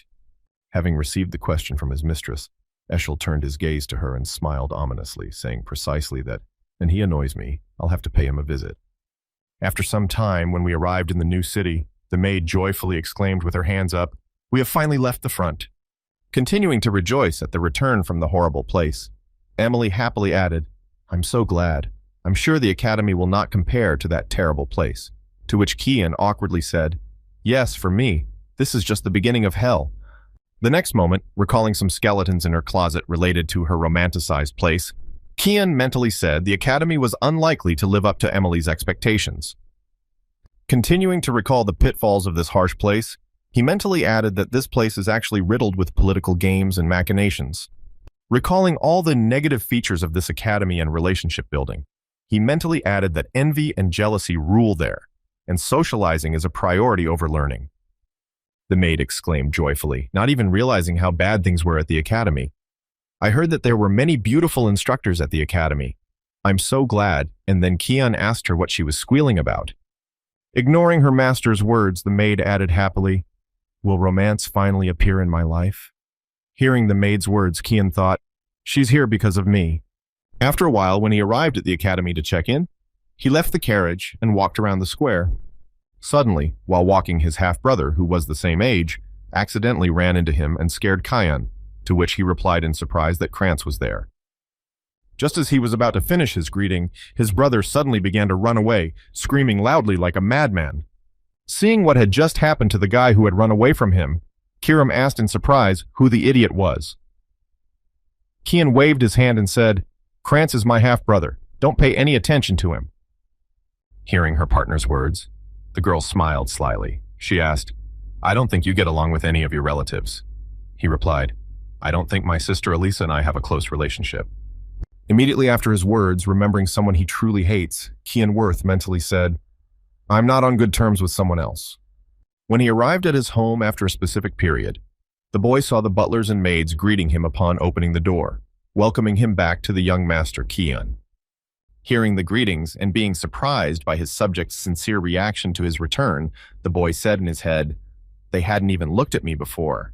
Throwing his suitcase over his shoulder, the boy nervously added in his head, and now suddenly choked on politeness, as if his father or this bastard were here. Arriving at his room and reaching for the doorknob, Kian took a deep breath and exhaled, then mentally said, "A lot has changed over the past year, and this is probably the reward for my efforts." The next moment, as he put his hand to the door handle and felt an unpleasant sensation, he mentally said, "I recognize this feeling." Continuing his thoughts, the boy turned the knob and began to open the door to his room and thought about what made me shudder every time. Continuing to walk further to his room, the boy imagined the very brother he hated and mentally said so behind the door. Preparing to meet his hateful older brother Eschel, whom he hated so much, Kian mentally added this bastard. As soon as the door to his room opened, the boy saw his older brother, who was smiling fakely, and greeted Kian, who had not seen him for a long time. Trying to keep himself in check in the presence of his brother, the boy mentally spoke calmly, while Eschel said, "You don't remember me." Continuing to stop himself, Kian mentally added, "Calm down," while his older brother smiled fake and said, "I guess this is to be expected. The last time I saw you was before you entered the academy." Feeling his bloodlust overwhelm him, Kian Worth smiled madly and thought, "Does it look like I can stay calm now?" Taking out his demonic dagger and placing it in his hand, the boy prepared to kill his hated brother and said in his head, "I will finish him off." But before he could do so, Kiram grabbed his arm and said, "Pull yourself together if you don't want to die. It's boring to kill him so early." Hearing the remarks from his demon sword, Kian Worth gathered his thoughts, quenched his bloodlust, bowed, and said, "The youngest son of the Worth family, Kian Worth, greets his older brother." Hearing the man who had just greeted him and told him his position in the family, Eschel tilted his head down and asked in surprise, "So you remember me?" In response to his older brother's question, the boy continued to keep his head down and said, "How could I not recognize my brother?" After receiving the answer from his younger brother, Eschel put his hand on Kian's head and began rubbing it, saying it was good to see him. The younger man gritted his teeth and barely contained his anger. When he finished ruffling his younger brother's hair, Eschel said, "I was afraid you would forget me." The next moment, walking toward Kian and looking outside, the older brother said, "I hear your swordsmanship has improved considerably, and soon you will be able to help the house of Vertny." The boy stopped in mid-sentence, denied his words, turned his head back, looked at Kian, smiled slyly, and said, "Help me on the battlefield." When Kian heard his older brother's proposal, he looked at him murderously and said, "Yes, I'm looking forward to it as well." After seeing Kian's look, the older brother looked back and said, "I'm glad to hear that. I came here just to see you." At the same time, Kian closed his eyes after talking to his brother and said in his head, He is the kind of person who does not even look at useless people. Continuing his thoughts, Kian mentally added the knowledge that the bastard was here for a reason, oddly enough, to help me calm down. Then he put a smile on his face and said, "I missed you too, big brother." At the same time, on her way to her master's room, the maid carrying 2 heavy suitcases angrily exclaimed, "He had no luggage? Couldn't he help me?" Finally reaching the room she needed, she put her suitcases in front of the door and began to catch her breath, exclaiming, "Ugh, I'm tired." A few seconds later, as soon as the door to the boy's room opened, the girl angrily exclaimed to the young master, "How could you?" No sooner had she finished her angry remarks than she saw the eldest son of the Wirt family, Eshel, standing in front of her, and the first young master exclaimed in confusion. Seeing his younger brother's maid in front of him, the boy smiled fake and said, "I hear you're close to Kian. It seems like you're pretty comfortable with him, so feel free to do your work without paying attention to me." When she heard the words of the eldest son of the family she worked for, she began to bow nervously and exclaimed, "Oh yes, young sir." As soon as he disappeared from sight, the girl breathed a sigh of relief and exclaimed, "I was so nervous." Then she turned to Kian and exclaimed angrily, "Young sir, you should have warned me that the first young mister was here." In response to the girl's angry shouts, Kian headed back to his room and asked Emily, "Can you leave me alone for a while?" To which she replied in surprise, "But yeah." Before she could finish, the boy interrupted her with a stern look and said, "Don't make me repeat myself." Seeing her master's expression clearly out of sorts, the young master spoke anxiously. A few seconds later, after entering his room, Kian went to see his ceramic friend, with whom he unloaded all that was pent up inside him. After throwing everything in the toilet, Kian asked Kiram, "Why you stopped me?" And she replied with a sly smile, "Weren't you supposed to thank me?" In response to the girl's remark, the boy wiped his mouth with his sleeve and said, "It was a good chance for you to take possession of my body." In response to her master's remarks, the girl said, without removing the sly smile from her face, "You are very wrong. I just want your rage to grow." Continuing her speech, Kiram added, "You'll be even more delicious." Kian smiled slyly and said, "Well, that's very much like you." At the same time, hearing a knock on his door, the family's elder brother, Wirt, said, "You can come in." Upon entering his master's room, the servant bowed before Eshel and said, "I have sought out the second young lady as you requested." When he heard that his request had been fulfilled, the boy asked where she was now, and the subject replied that she was in the north, in the lands of the White Elves of Preen. Upon learning his sister's whereabouts from the servant's mouth, Eshel smiled happily, opened the book, and said to Pruin, "They are known for hating outsiders. I think it's her bloodline." The next moment, closing his book, the boy smiled ominously and said, "Let me know if you think she's decided to come back," to which he replied, "Young sir." Immediately after agreeing to his master's order, the subject asked in surprise if anything good had happened. When he received the question from his servant, Eshel asked in surprise, looking at him, "Why do you suddenly think so?" In response to his master's question, the servant replied, "You look more cheerful than usual." The master laughed and asked if he thought it was funny. The next moment, turning his head toward the subject, the eldest son of the Wirt family added in a menacing tone, "But you're wrong. I'm just in a lousy mood." Feeling the oppressive atmosphere in the room, the subject bowed his head and said, "I'm sorry." The next moment, recalling his younger brother's look as he looked at him with bloodlust, Eshel mentally spoke those eyes. Putting up his hand and leaning on it, Eshel looked out the window and said, "It's like he was looking at his sworn enemy, or I misunderstood him." The elder son said the next moment, without taking his eyes off the window, "The little one is getting on my nerves. I need to keep an eye on him so that he doesn't get away from me." The subject bowed and said, "I'll have someone do it. Please allow me to adjourn." After giving his servant permission to run errands, Eshel heard the door to his room click, and then he was left alone in his room. Continuing to stare out the window before him, the boy mentally muttered, putting his hand to Kianworth's chin, "What are you hiding?" After some time, the next morning came, and a carriage with escorts arrived at the Vertov house to take Kian to the academy. When Emily discovered she could not come with us, she exclaimed sadly, "I am very disappointed in you, young master." In response to his maid's remarks, the boy said, "Is it my fault that I can only take knights to the academy?" To which she angrily exclaimed, "You should have warned me in advance." Continuing to dialogue with his maid, Kianworth said, "Well, be a good girl, Emily." To which she snapped and said, "Goodbye, young sir." Realizing how much the girl had been hurt by his not taking her to the academy despite her dreams, Kian looked out of the window, said yes, and then shouted to the coachman to move. Seeing that he had already left for the trip without even saying goodbye, the girl was surprised to hear that you were going just like that. Continuing to express her dissatisfaction, the maid, who had tears in her eyes, exclaimed, "Don't be upset if they mock you." Continuing to wave goodbye to her master, the girl added, "Take care of yourself." Hearing this, Kian mentally said it very similarly to her. Starting to recall his past life when he was sick, Kian mentally said, "I must have been about 8 years old. I was terribly ill. I had such a fever that I was constantly fainting, but there was no one around to take care of me." Continuing to recall his past life, where Emily tried to save him, the boy mentally added the one who carried me on his back. Recalling her screams as she screamed in fear down the street for someone to help the young man, Kian mentally added and rushed to the nearest doctor's office to see Emily. Hearing the girl's screams, the man treating her opened the door to his house and said, "Come in." Continuing to recall his sad fate in his past life and how the girl nursed his sick, Kian Worth mentally added, "If it weren't for her." After a while, Kian opened his eyes and saw Emily in front of him. Remembering this moment, he thought to himself, "I would probably be found dead somewhere in the mansion." The next moment, after all the remembrances were completed, the boy looked out of his carriage. He exclaimed joyfully, "Emily, behave yourself or you will die by my hand." He then mentally added, "I cherish her most." Continuing to look at the joyful girl who waved back and exclaimed, "I can't hear you." The boy thought she was just another maid.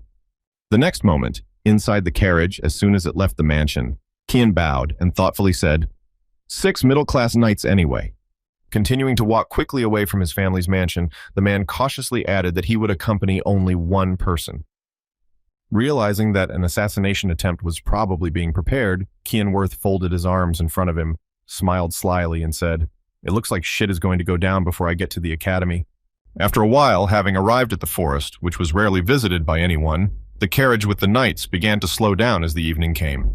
As soon as the carriage and the crew stopped, one of the knights approached the carriage and said, "Young master, I think we should make camp here." To which he replied, "Indeed, where are we?" In response to the young aristocrat's question, one of the knights answered by giving an approximate location in the central city of Safarna, most likely arriving tomorrow morning. Hearing what the knight Kian had just reported to him, he looked out the window and said, "Well, let me know when you have finished cooking." He bowed his head and said, "Very well, my lord." After receiving the answer from his subject, the boy immediately looked away to survey the area. He mentally said, "You're a liar, and there is no such forest in the Safarna region." Continuing to consider its approximate location, the guy mentally added, "We stopped not near any village, but in the middle of nowhere. Their intentions are clear as day." After some time, having made some preparations to fulfill the order of his mercenary, one of the knights exclaimed, "Young sir, you can get out." Having received permission, the boy left the carriage. Kian kept his hands in his pockets and looked around to assess the opponent's forces and their deployment. He spoke so freshly here. The next moment, seeing that he had already been taken into the ring and decided to prolong this performance, Kian asked who the customer was. Hearing the question from the young boy who guessed their intentions, some of the knights gritted their teeth and looked at each other, and one of them began to smile ominously. Seeing the disgusted expression on the face of one of the knights, Kian said angrily in his head. He smiled and then said, "I asked a question." In response to the young master's words, the same smiling knight began to pull his sword from its sheath and said to the children, "You don't need to know much. You will die soon anyway." After the leader of the knights spoke, others began to join the conversation, grabbing their swords and saying, "We are sorry that it has come to this. Please, do not hold it against us." Continuing to approach Kian, drawing their weapons, the knights added, "I will be kind enough to do this as painlessly as possible. Just close your eyes." Having made a leap and rushed at the guy with the sword, the leader of the knights, preparing to quickly finish the job, shouted one last time and then said goodbye. However, something went wrong, and Kian easily dodged the attacker's attack, which passed near his head. The next moment, he quickly drew his dagger. He had to say goodbye to the leader of the knights, who had accidentally lost his head on a mission in the literal sense of the word. The next moment, when one of the enemies was already finished, Kian Worth pulled his dagger in front of him and shouted angrily, "I fucking asked you a question." Having not received an answer to his question, Kian looked at the attackers with an angry look and exclaimed, What are we standing around for? We did not expect such a turn of events. At the same time, one of the knights, still standing in place, marveling at what had just happened before his eyes, mentally muttered, "I can't believe my eyes." The next moment, 4 more knights attacked Kion and tried to finish him off, but it turned out quite the opposite, and they said goodbye to their lives in a split second. Left alone with Kion Worth, who had just dealt with 5 middle-class knights, the latter mentally added that he was only 11. Continuing to watch the boy who had just shaken the blood from his sword, the knight added that it was not for nothing that he survived the battle with the dragon. The next moment, seeing the boy turn his murderous gaze on him, the knight was frightened and said this mission in his head. Continuing his thoughts, the man fell to the ground. He tried to walk back, shedding tears and mentally adding that he was doomed to failure. The next moment, Kion turned his body toward the last survivor, took a few steps toward him, and heard him scream in fright. Looking at the last knight still alive with a murderous look, Kion Worth said in a menacing tone, "You teach." Realizing there was no point in playing the silent game, the knight scaredly exclaimed immediately after the question was asked, "Mrs. Margaret organized everything." After learning the root cause and the primary customer who wanted the yogi dead, Kion said in disappointment in his head that it was somehow too easy. After a while, as soon as the sun rose, the last knight took the coachman's place and headed for the academy, saying, "I heard young Master Krantz ask Miss Margaret for a favor, so I think she ordered us at his request." When Kion heard who exactly was the driving force behind the plot, he said angrily, "It was Krantz." Then, mentally adding, remembering their last meeting, all he could do when he met me was kick my slippers. Next time I'll teach him a good lesson. The next moment, Kion, sitting on the roof of the carriage, heard the knight's voice suddenly spoken by the young master, which caught Kion's attention. Continuing his speech, the knight added in a distressed voice, asking what you would do with me now. The next moment, tears appeared in his eyes, and he looked at Kion with an innocent smile on his face and asked, "Are you going to kill me?" In response to the boy's question, Kion looked at him intently and said, "You don't seem very upset about it." In response to the young master's words, the knight bowed and said guiltily, "We attacked you first, so I have no right to blame you if you decide to take my head off." Hearing the boy's pitiful words, Kion said with a grudging smile, folding his arms in front of him, "Then just drive for now. You are more useful alive than dead, and you are tolerably driving the carriage." When the knight heard the young man's order, he looked back at him with tears in his eyes and said, "Thank you, young master." After a while, seeing a giant building appearing on the horizon, Kion exclaimed that we had arrived.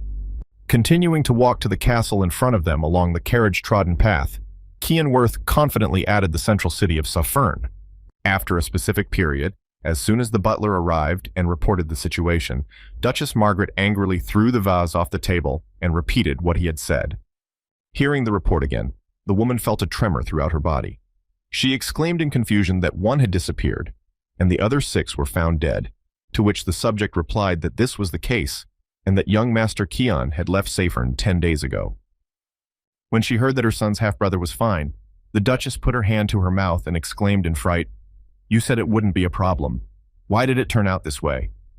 In response to Margaret's question, the butler bowed and said that we had underestimated the young master, to which she angrily exclaimed how one could fail to handle a small child. In response to his lady's question, the subject said anxiously, "I think there is someone else behind the scenes that we don't know about. If you give me another chance, I will send someone to the academy." Upon receiving the request from her subject, the Duchess angrily exclaimed, "That's enough if we do it, Kion, if he lays a finger on Krantz." The next moment, the woman suddenly remembered Kion's words, which he had said in a menacing tone during their last meeting. "I'm sure you want your son to graduate with his limbs intact, right?" Which gave her goosebumps. Immediately after mentioning Kion's threats, the woman turned her back on the subject and said, through gritted teeth, that everything was fine. "Don't go anywhere," she said. The subject bowed and said, "Yes, ma'am," and then she added something else. The woman spoke to the butler in a stern tone, turning her gaze to him. She said that no one should know what had happened and that he should remove all witnesses, to which he replied, "Yes, ma'am."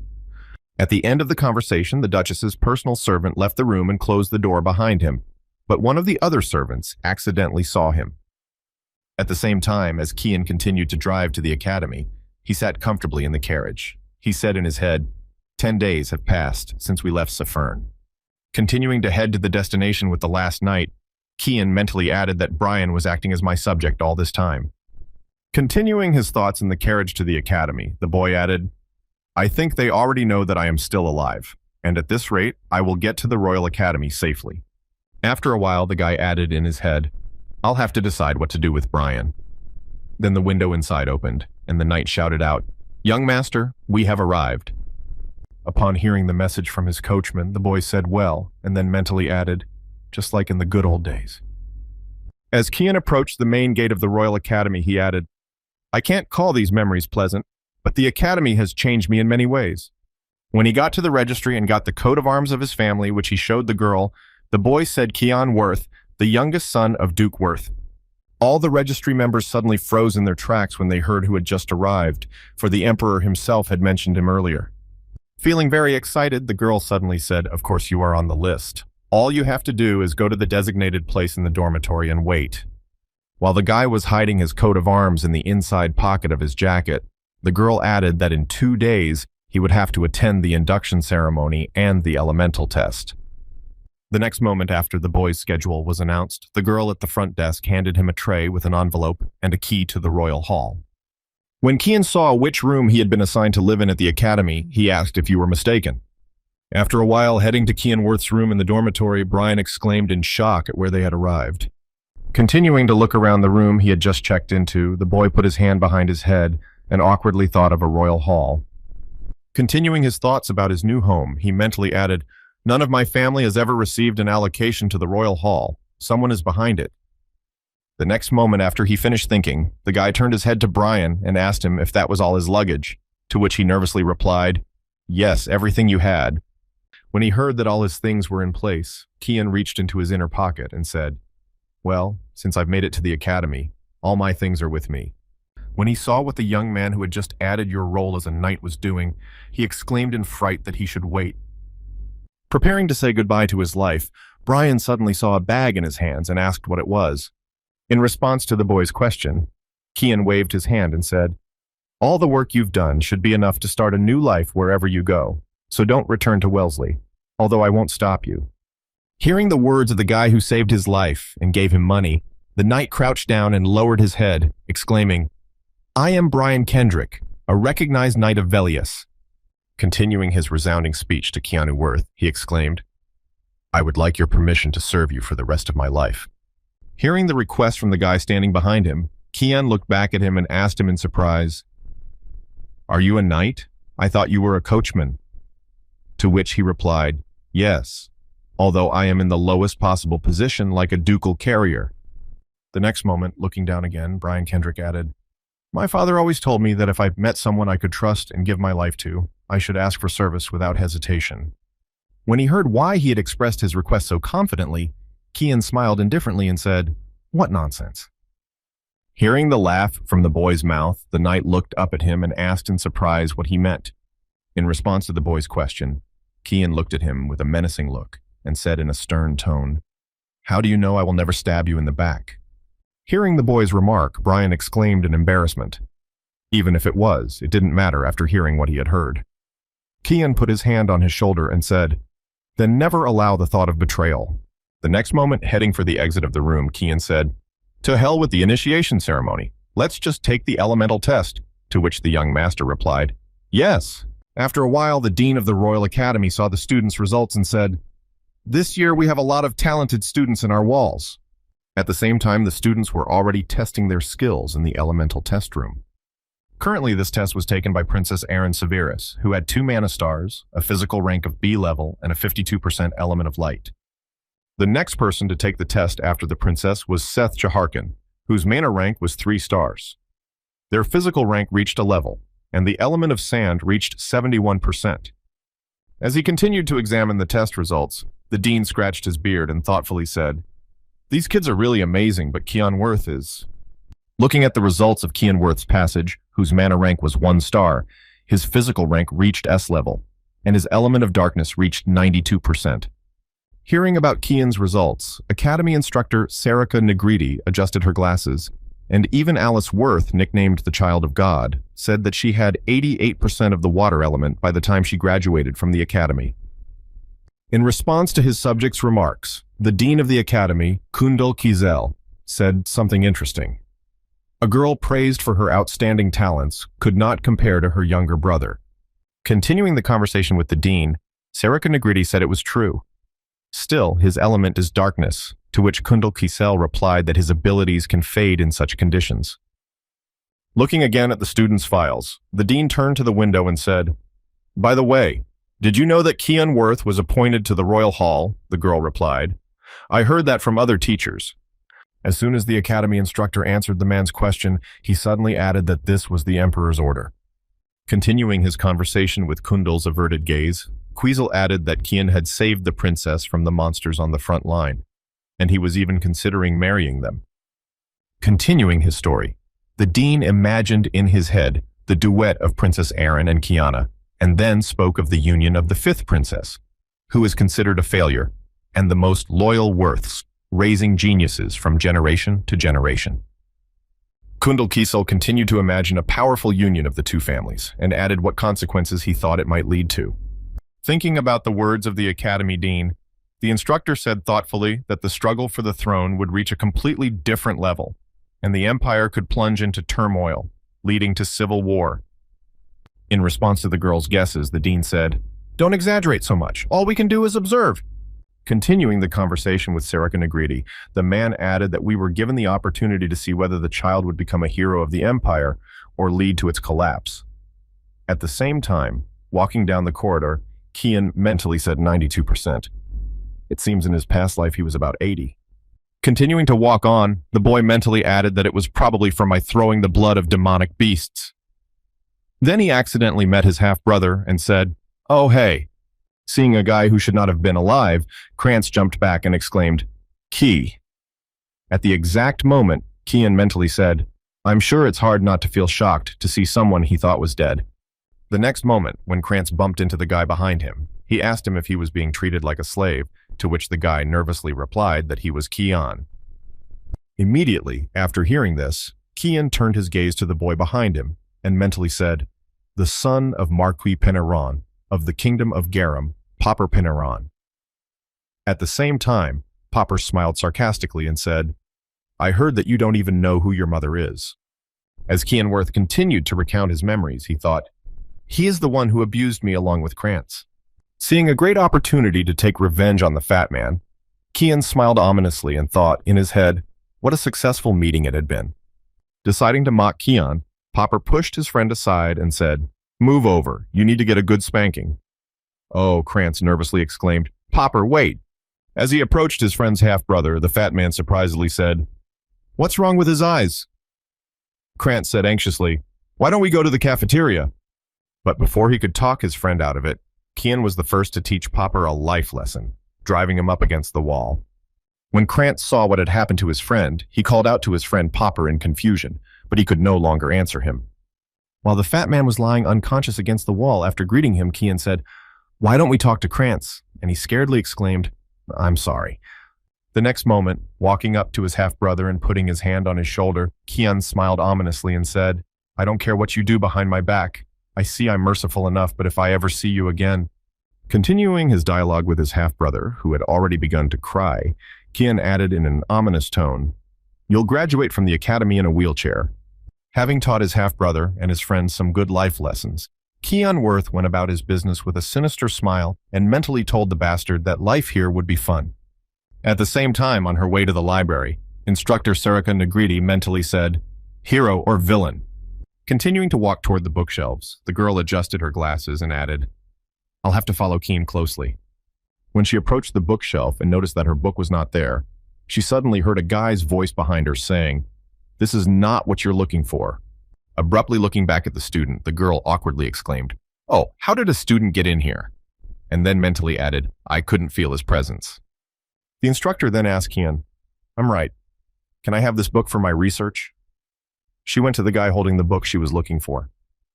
Hearing the girl's request, the boy smiled happily and handed the book to the instructor, saying, "This is so natural."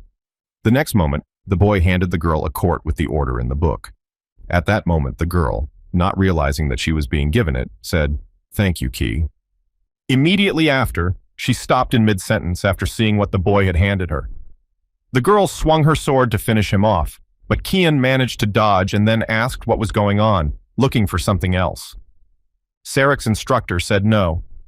Continuing to stare at the girl standing before him, the guy added Imla's master, Sarika Negridi, to which she angrily replied, "How the hell did you know?"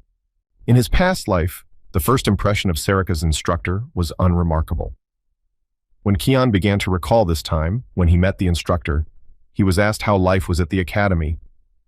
Continuing to dialogue with the student and smiling happily, the girl added, "I'm sure you want to end this boring discussion, but it is simply necessary for the further growth of students."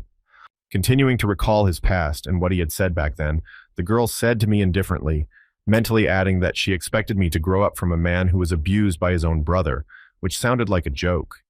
Only after he answered did Sarika Negrita look at him and say, "I'm really interested in what you did to cheer Kian up at that moment." Continuing the conversation with the guy, who suddenly perked up, the girl said finding a person with 84% in dark magic was rare. Kian replied, "But it seemed to me that it was not a special element." In response to the student's sad conclusion, Sarika Negridi confidently remarked that humanity knows little about him. Still, your growth potential is limitless. When the Royal Academy instructor told the student, Kian was suddenly overcome with a strange feeling of confusion. At the same time, the girl smiled happily and added, "That's why I'm looking forward to working with you, Kian." After recollecting the dialogue from his past life, the guy took a fighting stance and thought maybe this person could help me. It was just an incredible mistake. I was being deceived. Continuing to watch the girl in front of him who was ready to finish him off, the boy mentally added, "I shouldn't fall for that innocent face. Working as an instructor is just a cover-up. She's an assassin." Noticing every movement of the girl in front of him, who was a serious threat, Kian added mentally, "The leading master of the organization missed." Continuing his thoughts, supporting them with memories from his past life, Kian mentally added that the academy was hidden in the continent where all the monarchs and nobles came to gain knowledge. The next moment, realizing that she would not achieve anything in this case, the girl took off her glasses and said goodbye. Turning her head back to Kian, who was on her left, the instructor added, "I'll listen to you in my lab, but first, if you can clean up this mess." When I heard Sarika Negridi's request and instruction, I was surprised that she did not react as sharply as I expected. After a while, when he arrived at the professor's lab, Kian looked around and said in amazement that the place hadn't changed. The next moment, after taking a seat at the table and helping himself to the hot drink that she handed him, Kian smiled happily and said, "Oh, yummy poison tea," and then thought, "Yes, I know, everything is going too smoothly." In response to the boy's words, the professor smiled sweetly and said, "Don't worry, it's not the most potent poison. It will melt your organs." Hearing the instructor's joyful words, Kian looked down and said, "But it won't work on me.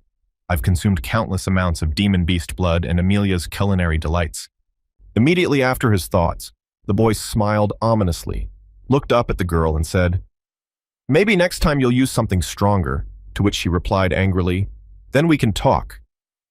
The next moment, picking up her tea mug, the girl said, "How do you know who I am and something else?" Continuing to question the guy about a lot of secret information, Sarika Negridi added, "How do you know that I get my orders from the same unpopular book in the library and was aware of its exact location?" Immediately after the girl asked the guy a few questions, she put her hand to her chin and added in a sly tone, "Maybe you're trying to make me understand." Continuing her thoughts, the girl thoughtfully added that she was also part of the mist, to which Kian replied that he needed more proof. In response to a counter-question from Sarek's boyfriend, Negridi smiled ominously and added, "After the elementary test, the arrogance hit me in the head." Kian turned his head to the side in response to a question from a girl with whom he was having a pleasant conversation. It said, "Before I went to Chatran, everyone asked me." Continuing his speech, Kian asked sternly whether one night in a coachman would be enough for me to accompany him and the coachman, because lately, nobles had been killed left and right. The next moment, turning his head toward the academy instructor, the boy smiled slyly and added, "When the cleanup project began." When she received a question from her interlocutor, the girl, trying not to give away too much information even though she was being questioned, asked about the cleanup project. Continuing to pretend to be a naive girl who does not understand what is being said, Sarika Negridi said, "I do not know what is being said." At the same time, while continuing to press the girl, Kian added in a menacing tone, "I mean destruction, of course." Continuing their not-so-nice conversation, which turned into a throwing of ill wishes, Sarika smiled ominously and replied, "You'll regret your words," to which Kian replied with a sinister smile on his face, "You're threatening a student now." As soon as the conversation peaked, the academy instructor, unable to stand the tension, suddenly stood up and threw the table over the boy. At the same time, the guy who reacted to these actions and swung his fist to break the table, flying at him, asked, "So this is your answer?" The next moment, the boy broke the wooden product using his strength, flying at him into two pieces to improve his visibility. Immediately after destroying the object, the boy felt a presence behind him. He looked behind him where Sarika was and exclaimed, "I thought I passed the 2 factors." At the same time, preparing to finish off the guy who came to her for a conversation, the girl, smiling madly, exclaimed, "Even if you are really part of the mist, there is no dick I don't know about as a leading master." Continuing to push Kian Worth to deal with the boy who knew too much, Sarika Negriti exclaimed, "You can't run away." In response to her words, Kian pulled out his magic dagger and sighed heavily, saying, "Well, I have no choice." As soon as the weapon was in his hands, Kian immediately started a fight against the girl and began to push her around, blocking her every blow. At one point, taking the initiative, the guy made a leap and said, "If you don't believe me, then let me show you." He started pushing the girl even harder, forcing her to defend herself, when he suddenly heard her shout out in confusion, "Wait!" But even despite Sarika's cries, Kian was not going to stop until he had finished what he had started, until he threw her into the wall with a single punch. When the academy instructor saw the strength she demonstrated and the weapon the boy used to fight her, she was frightened and exclaimed, "This blade is the same."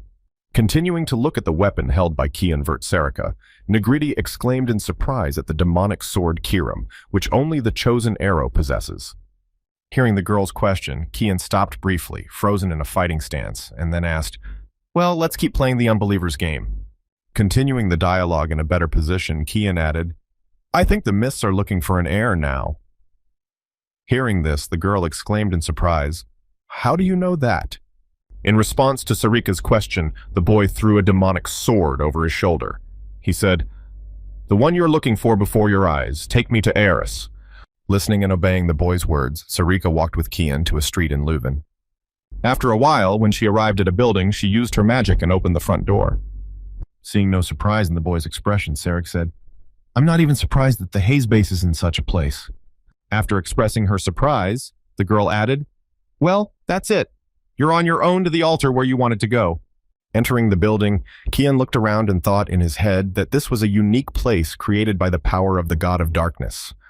As he continued to walk through the giant building, which at first seemed so inconspicuous, he mentally added that this is why it is much larger than it looks from the outside.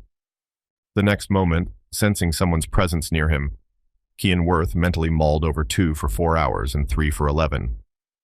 As soon as several dozen knives flew at him from different directions, the guy deflected them all and said in his head, "I predicted it."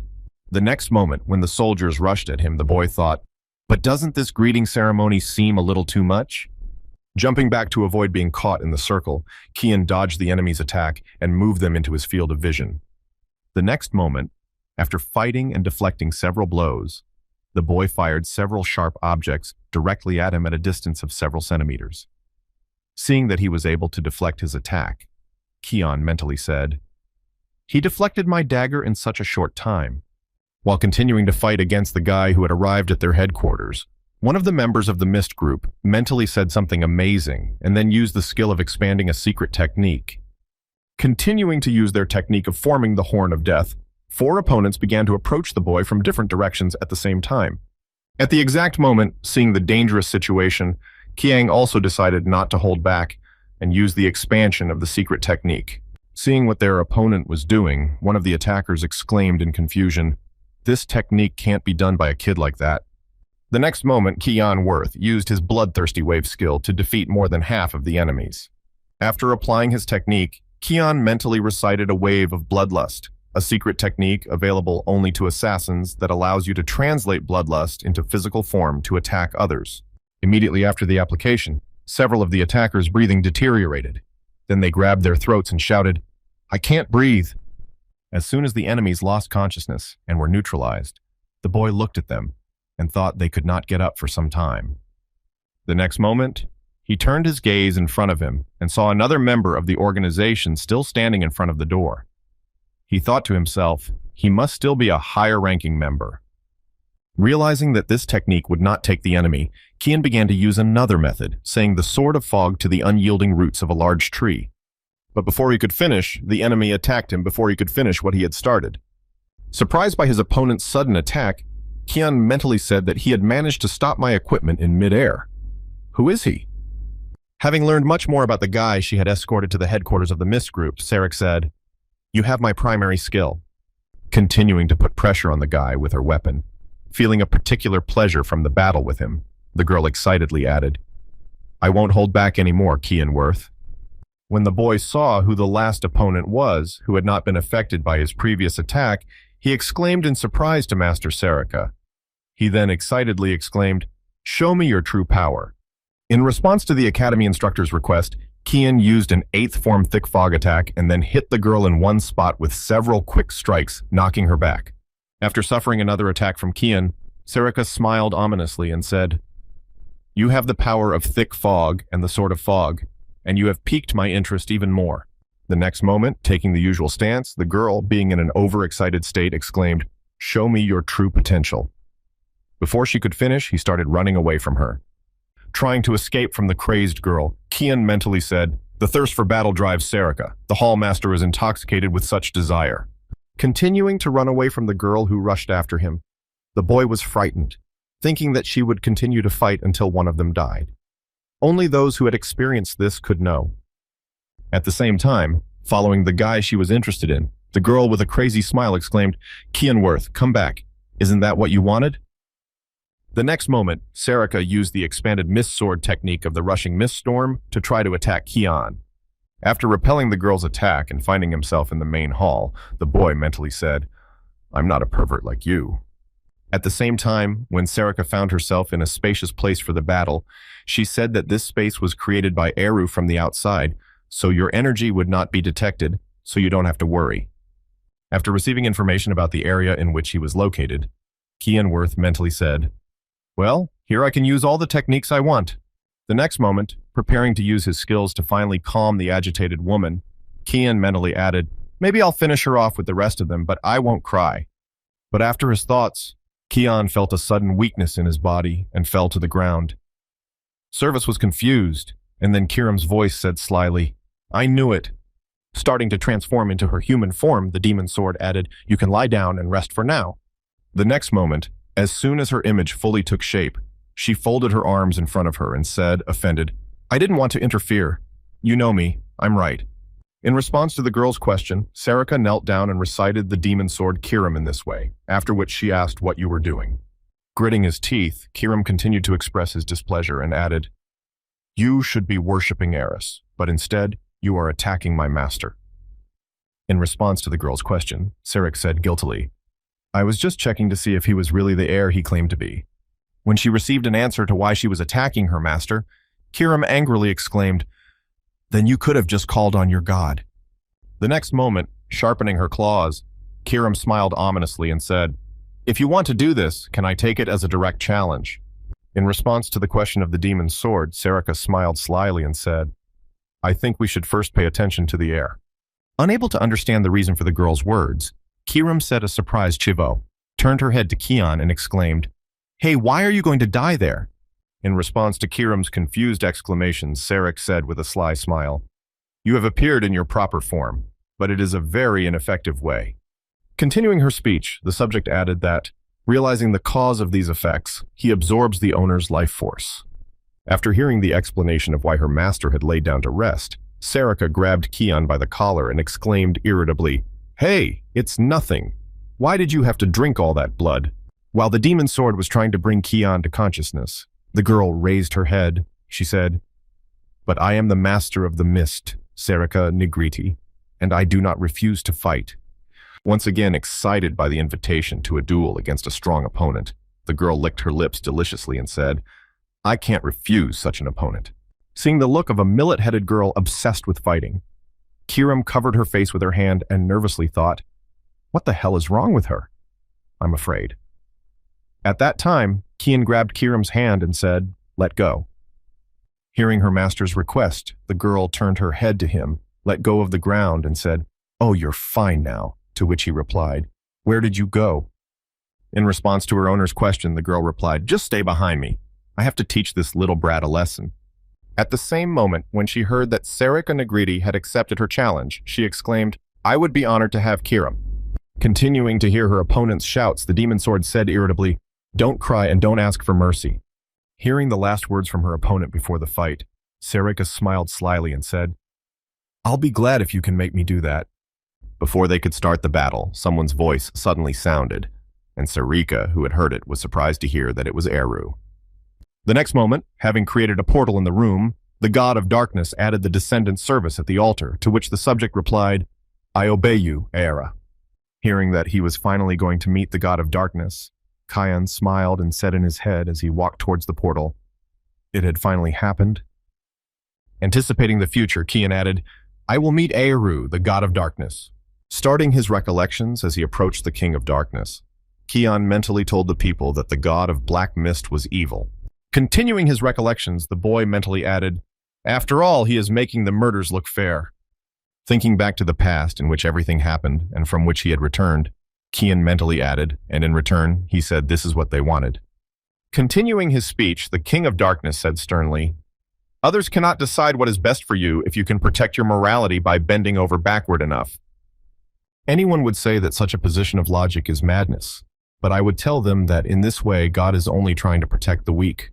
Imagining the behavior of the king of darkness, who has a certain strange logic, he added that he is an idiot.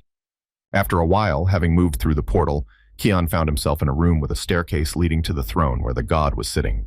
When the king of darkness saw the visitor who came to his room at his invitation, he said in a menacing voice, "You know who I am." When asked a question by the person sitting on the throne, Kian confidently said, "Of course, the god of dark fog, Era." When the king of darkness heard his guest's answer, he thoughtfully looked at him and asked, "So your name is Kian Worth. I've never seen you before. How can you prove that you are my descendant?" In response to the god's question, Kian raised his head and said, "I am sure you have already felt the power of the fog hidden in me."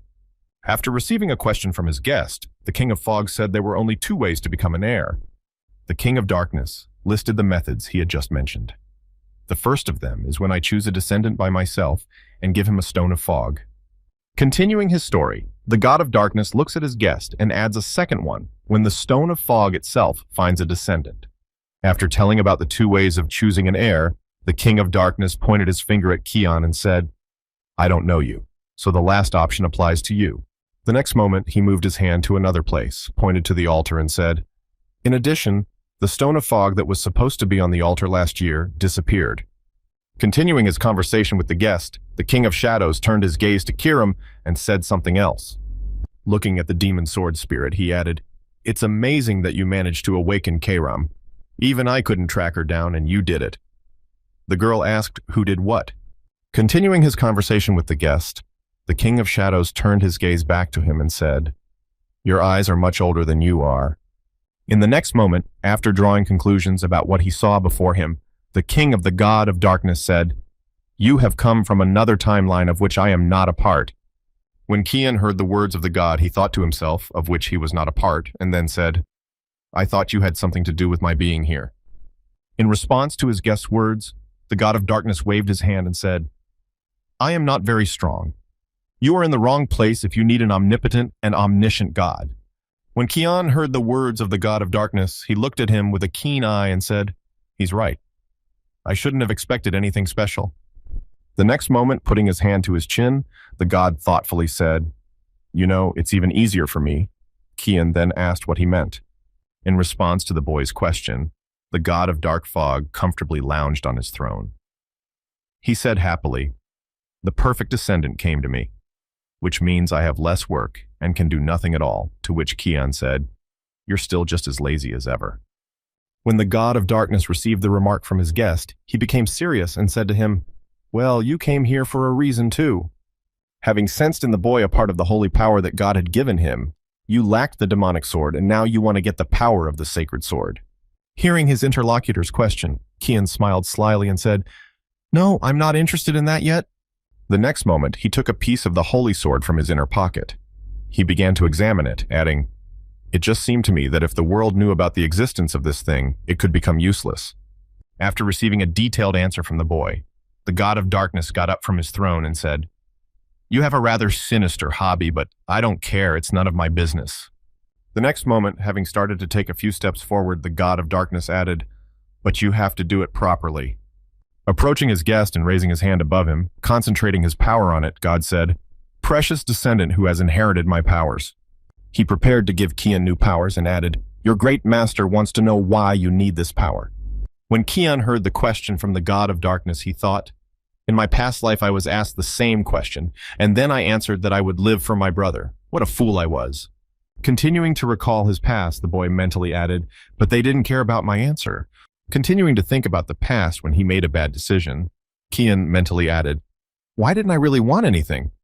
After he answered the god of darkness, he said to him before giving him power, "Remember, there is nothing more dangerous than blind faith." Continuing his thoughts and remembering how he had ended his previous life, Kian thought, "Perhaps Eru immediately realized what a miserable end was in store for me." After recollecting his past wrong choices, Kian said, "I don't have big plans or any divine faith." As Kian continued to approach the god of darkness, he was somewhat curious and thought, "This time it should be different." The next moment, clenching his hand into a fist, the boy said, "I am going to use this power only for myself and no one else." In response to his heir's wishes, Eru told the boy as he walked down the stairs, "You decide for yourself what is right, and I'm sure you won't regret it." Continuing his speech, the god of darkness approached the boy and said, "Answer carefully because I will not be happy if I don't like your answer." Immediately after his words, the god of darkness froze in place and pointed a finger at the boy, adding in a stern tone that I could finish you right here and now. In response to the dark fog lord's remarks, Kian confidently told me not to care about the consequences of my actions. As he approached Eru to gain power, the boy confidently added, "I'm not going to follow someone else's instructions. This is the path I have chosen for myself." Hearing such confident words from his heir, the deity was surprised to note that you seem to have some plan to tell him. After receiving the request from the god of darkness, Kian Worth raised his finger and said, "Of course not." Having received a refusal to his request, Eru said, "Well, okay, it doesn't matter. Just clear my name, and I won't ask any more questions. You're so boring." The next moment, he put his hand to his chin, turned his head to the spirit of the demon's sword, and said, "Then I will talk to my daughter." A few seconds after staring at the girl, Eru grabbed Kiram's cheeks and began to pull them up, asking her if she had changed a lot, if she liked her new master so much and was so obedient. She nervously exclaimed, "What the hell are you talking about?" Immediately after his words, the god of darkness reached out with his lips to his daughter and said, "I'm happy to see you with such a smooch," to which she screamed, "Get off me." Continuing to express his fatherly love, Eru said, "I have nothing to give, so I decided to be kinder to you," to which Kiram exclaimed in confusion, "Ah, yes, you crazy bastard." The next moment, turning her head to Kian, the girl exclaimed, "Master, do something," to which Eru said, "Stand still." While looking away, the boy said awkwardly, "Wow, what a cool father-daughter relationship," and then she exclaimed nervously. The next moment, when she saw the magic circle appear in front of her, which had already been activated, and the spell was about to be cast, Kiram exclaimed in confusion at what was happening. Immediately after the spell worked, the girl took her human form and said, surprised that it was my body. At the exact moment, looking at his hands, Kian mentally said, "I didn't use my mana. Did Eru use his power?" The next moment, the girl attacked her father, grabbed him by the collar, and angrily exclaimed, "What have you done to me?" To which he replied, "Nothing. I just gave you a part of my life force." Continuing the dialogue with his daughter, the god of dark fog added in surprise, "You didn't need that. You need physical fitness to sleep with your master." Hearing her father's last words, the girl began to shake him angrily and exclaimed, "You just said something stupid, you idiot." He laughed happily, while Kian, who was watching, thought an apple had fallen from the tree. The next day, when everyone was back in the dormitory, Brian whispered to Kian, "Young master." Trying to find out what was happening in the room, the boy nervously asked, to which Kian whispered, "I don't know. Just ignore it." Hearing his master's advice, Brian continued to watch the situation escalate, whispering anxiously to the young sir. Looking out from behind the sofa at a pair of women who were ready to kill each other, he nervously whispered, "It's tough to ignore this." The next moment after the audience, Kiram said, God, the instructor decided to visit her students so early. Don't think others will start talking about your special relationship. In response to Kiram's words, Sarika smiled ominously and replied that I just wanted to set him on the right path and that this was a normal relationship. Hearing why the girl was in their room, the spirit of the demon sword Kiram asked if the leader of the mist should be more careful. Trying to restrain her anger and rage, Sarika looked at the girl with a murderous look and said, "What business of yours is it that I do? Stay out of my business." At the same time, while continuing to listen to the argument between the two dangerous women, Kian heard them start shouting at each other again, "Master, leave me alone. He's my student."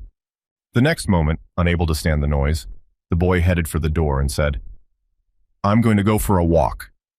To which Brian exclaimed, "Young sir, don't leave me with them." As soon as Kian left the room, the knight heard Kiram angrily shout out, "Hey, get your weapons, we're going to fight." To which Sarika replied, "I can't refuse." After a while, the boy went outside and found himself on the roof of a building, breathing in and out of the city. Sitting on one of the building's columns to look down on the city where the academy is located, he thought, well, at last we can rest. But before he could rest enough, he smelled trouble and mentally called it the smell of blood. At the same time, somewhere in a secluded place, the students of the academy were mocking a classmate who was being beaten by everyone. The next moment after being hit, the girl got to her knees and holding her injured arm, looked frightened in the direction of the robbers. At the same time, looking at his friend, one of the guys said, "Hey, let's try this." The other said, "What the hell are you talking about?" And then the third said, "What the hell is a boogeyman?" After agreeing on a plan of action, the bandits' leader approached the girl and shouted, "Hey, look!" The next moment he was near the girl and grabbed her by the face, adding, "I brought you a treat." Creating a mana kernel in his hand, which he would push into the girl's mouth, the boy exclaimed, "Your friend wants to treat you, you will eat it." He had no sooner committed a dangerous act than his actions were suddenly interrupted by a girl's shout that said, "Enough is enough." Appearing at the last moment before something irreversible would have happened, Aaron added, "You oppress another student, and you call yourself a noble." In response to the girl's remark, the boy looked back at the princess and said, "I'm actually Barrett Loosemill, the eldest son of the Duke of Garum, and who are you?" In response to the question of the pompous boy who mocked the weak, the girl answered the princess of the empire, Ushif Aaron Severus. When the guy heard who had interrupted his fun, he smiled ominously and said, "So that's who's here." Letting go of the girl he was mocking, Barrett went to the princess and slyly added, "So you are the fifth princess of the Ushif Empire." Standing over the girl, the haughty, overbearing guy smiled ominously and said it was an honor to meet you. In response to the Duke's eldest son's caustic words, the girl replied sternly, "I didn't come here to get acquainted." Turning her head to the other accomplices involved in the bullying the next moment, she added, "You should explain what's going on here." In response to the princess's remark, Barrett smiled slyly, turned his gaze to the beaten girl, and said, "It seems we have a small misunderstanding. Why don't you ask him?" The next moment, turning his head to the one they were mocking, the boy exclaimed, "Go ahead and talk." Pulling the beaten child to her feet and putting his arm around her shoulder, Barrett asked her if she was being abused, to which she answered no, frightened. Hearing her deny Barrett's question in a frightened voice, the princess immediately exclaimed, "You don't have to hide it. Why would you do that?" Looking away, the girl said sadly, "I'm fine, so you can go, we're just playing." Hearing what the beaten student said, Barrett laughed ominously and exclaimed, "Well, what have you heard, and why are you rolling a barrel at me here?" Unable to bear such an attitude from the nobility, the princess stretched her hand to the poor man and exclaimed, "I don't care, I'll just take him with me." Before she could grab the beaten child, Barrett intercepted her hand. He said, "I don't think you understood me," after which Aaron exclaimed, "Barrett, what are you doing?" Continuing to squeeze the princess's hand, the boy said in a menacing tone, "Didn't Rasmus tell you to move on?" To which the princess replied, "If you don't let go of my hand, I swear that as a princess of the Ushif Empire, I will." Hearing the words of the girl he grabbed by the hand, the count's eldest son exclaimed with a sinister smile that you were just a powerless fifth princess. The next moment, Barrett didn't realize how high he was in the air. He landed hard on the ground and groaned heavily as Kian intervened. Immediately after he saved the princess from the impudent boy, Kian Worth was surprised to hear Rasmus say in his head that he was. Continuing to look at the boy who was being abused and realizing that his name was Rasmus, Kian mentally added that she was the one who had just seen what had just happened to the Count's son. The next moment, The boy remembered his past life in the Garama kingdom of Fort Klein. There, he met Rasmus for the first time, crossing arms in a fierce life-and-death battle. After exchanging a couple of blows with the girl, the guy blocked another attack and broke off the distance with his opponent to regroup. Continuing to recall who Rasmus was and who he knew her to be, Kian mentally said, "The strongest swordsman on the continent, Rasmus Klein, first lived in the Ushif Empire." Continuing his recollections from his past life, the boy mentally added that for some reason, after graduating from the academy, she joined Count Klein's family, a family of military men from the Kingdom of Graham. Continuing to recall the battle in which they faced each other for the first and last time, Kian mentally added and even changed his citizenship. After a long fight, Kian Worth caught a good moment and found himself in the air behind the girl's back, prepared to deliver the final blow. The next moment, he threw the girl to the ground, breaking the ground beneath him with a shockwave and driving his blade into her back. Continuing to recall his encounter with Rasmus, where he had to deal with her, Kian mentally added, "I finished her off on the orders of the Empire." At the end of the battle, the boy got to his feet and began to look at the defeated girl. Recalling this moment, he mentally added, "I was ordered to do everything as quietly as possible, but as soon as I got to the castle, a fight broke out between us." Thinking of Rasmus again, he mentally added that there was no particular reason. This woman had reached the pinnacle of skill without resorting to magic, and I didn't want to destroy the person who had been named the first sword of the continent. While Rasmus looked at the guy who had just knocked down her lunchbox, his friend shouted out, "Hey Barrett, get up!" The next moment, the guy came to his senses and began to get to his feet, angrily exclaiming, pushing his friend out of the way. The next moment, as Barrett got to his feet and wiped his face of dirt, he smiled ominously and said, "You're Kian Worth. I heard you made it back alive from that meat grinder at the front and wanted to join our game." When Kian heard the offer to join the children's games, he mentally said that the games were not much fun for games. The next moment, realizing the consequences of such games, he mentally said, "If the ball of mana is placed incorrectly in a person's body, both the body and his magical power will suffer." Turning his gaze to the three thieves mocking Rasmus Kian the next moment, he said, "A game in which you shove a ball of mana into a comrade's mouth." Starting to create a ball of mana to repeat it with them, Kian said, "Well, I'll try it too." As soon as his balloon reached a considerable scale and was as big as the boy's height, he added something and froze in his tracks. Preparing to start the game they were discussing, Kian looked at Barrett menacingly and said, "You can open your mouth." Somehow, this game with the robbers ended, and they fled in fear. At the same time, Kian, Aaron, and Rasmus returned to their dormitory. After providing first aid to the injured student, Princess Aaron said we had patched up the external injuries. Still, internal injuries need time and rest to heal. Continuing to rejoice that she had carried out an act of justice, the princess happily added, "Well, rest well," to which Rasmus replied, "Thank you very much. I don't know how I can thank you." In response to the words of the injured girl, the princess, whose self-confidence had grown to heaven, confidently exclaimed, "It's nothing. They were just like our Kian. They were scared and ran away like cockroaches. Don't worry. Anyone in my place would have done the same at the same time," Kian asked our Kian in surprise. Continuing to look sideways at the injured girl, the boy mentally said, from fractures to a slight concussion, it was amazing that she had survived so long. Perhaps it was because the body of the future first sword was somehow special. The next moment, noticing how Kian was carefully drilling her with his eyes, Rasmus asked, "Do you know me?" Seeing the surprise in the boy's eyes, Rasmus tilted her head down and added awkwardly, "I just thought you were looking at me so intently." In response to the girl's remark, Kian sighed and said, "Your face just reminded me of someone. I'm sorry if I offended you." These words surprised the princess. The next moment, when she heard Rasmus awkwardly tilt her head down and say no, Aaron turned her gaze back to her, not understanding what was happening. Having not fully understood the situation, the princess suddenly remembered something important and asked Rasmus, "Where do you live? They might come to start bullying you again, for example, in revenge." When asked a question by the princess, the girl hesitantly answered in the dormitory, after which Aaron was surprised to hear that you were a commoner in the dormitory. When she heard another question from the girl, she bowed her head and answered, "To be honest, I was enrolled here solely on the recommendation of Instructor Villain." Continuing to recall her story, the girl added, "He even promised to support me after I entered, but he was suddenly fired from the academy." After listening to Rasmus Kian's story, he asked, So, you have no one to look after you?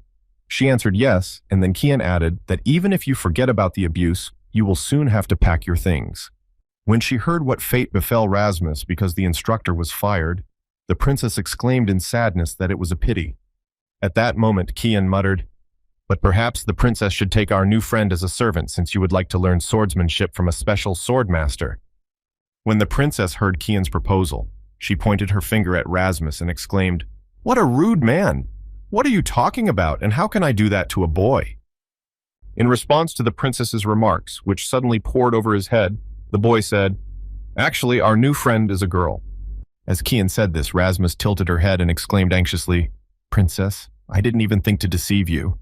The next moment, putting her hand behind her head, Rasmus awkwardly added, "It's just that since childhood, I've been more comfortable walking around with a short hairstyle and wearing men's clothes, which often causes confusion." Hearing that Kian was right, the princess looked back at Rasmus and began to shed tears. She said guiltily, "No, I'm sorry, I didn't notice." Kian saw everything at once, and besides, you also have a female voice, after which she said awkwardly, No, I must apologize, princess." Realizing they had settled this, Aaron immediately changed the subject, asking if you agreed to Kian's proposal. Continuing to voice the offer, the girl added, "If you become my person, no one will dare to offend you, and you will be able to study here in peace." Continuing to look at the girl she had offered to become her servant, Aaron added, "As much as you want," to which Rasmus replied, "Why do you ask me?" In response to her new friend's question, the princess awkwardly replied, "It's just kind of sad to be alone, and I know how it feels to be a princess." And then the girl replied, "Thank you." Showing her gratitude, the girl clutched her hand to her chest and added, "I will not let you down, princess. Thank you very much." After hearing another thank you from the girl, the princess said, "You're not the one who needs to thank me for all this, Kian." The next moment, when she saw that the wind was blowing in the place where the boy was standing, she was surprised to hear that it was Kian. At the same time, leaving the dormitory, the boy thought, "My role is over. Princess Erin will take care of the rest." Continuing his thoughts, the boy mentally added that there must have been a reason for Rasmus to leave the Ushif Empire, and if it hadn't been for Barrett Losmil, she wouldn't have lost her magic. The next moment, imagining the girl in her best form, he mentally added the first sword of the continent that had retained its magical power. "I'm sure even I will have a hard time defeating her now." Continuing his business, the boy added, "But that's not what I'm interested in right now." As he recalled the reason for Sarika's visit this morning, Kian mentally added the order that Sarika had brought to the crane. When he took out the card with the garbage collection order, the boy smiled slyly and thought that cleaning up the haze would be his first job. After reviewing what he needed to do, Kian said the first place seemed difficult. Immediately after his thoughts, he remembered the words of the girl who had given him the order, gestured with a like, said, "I just believe in your abilities," and then mentally said, "Of course." On the way back to his dorm room, the boy thought, "I'm worried that if I let her get away with this, she'll get even more nasty."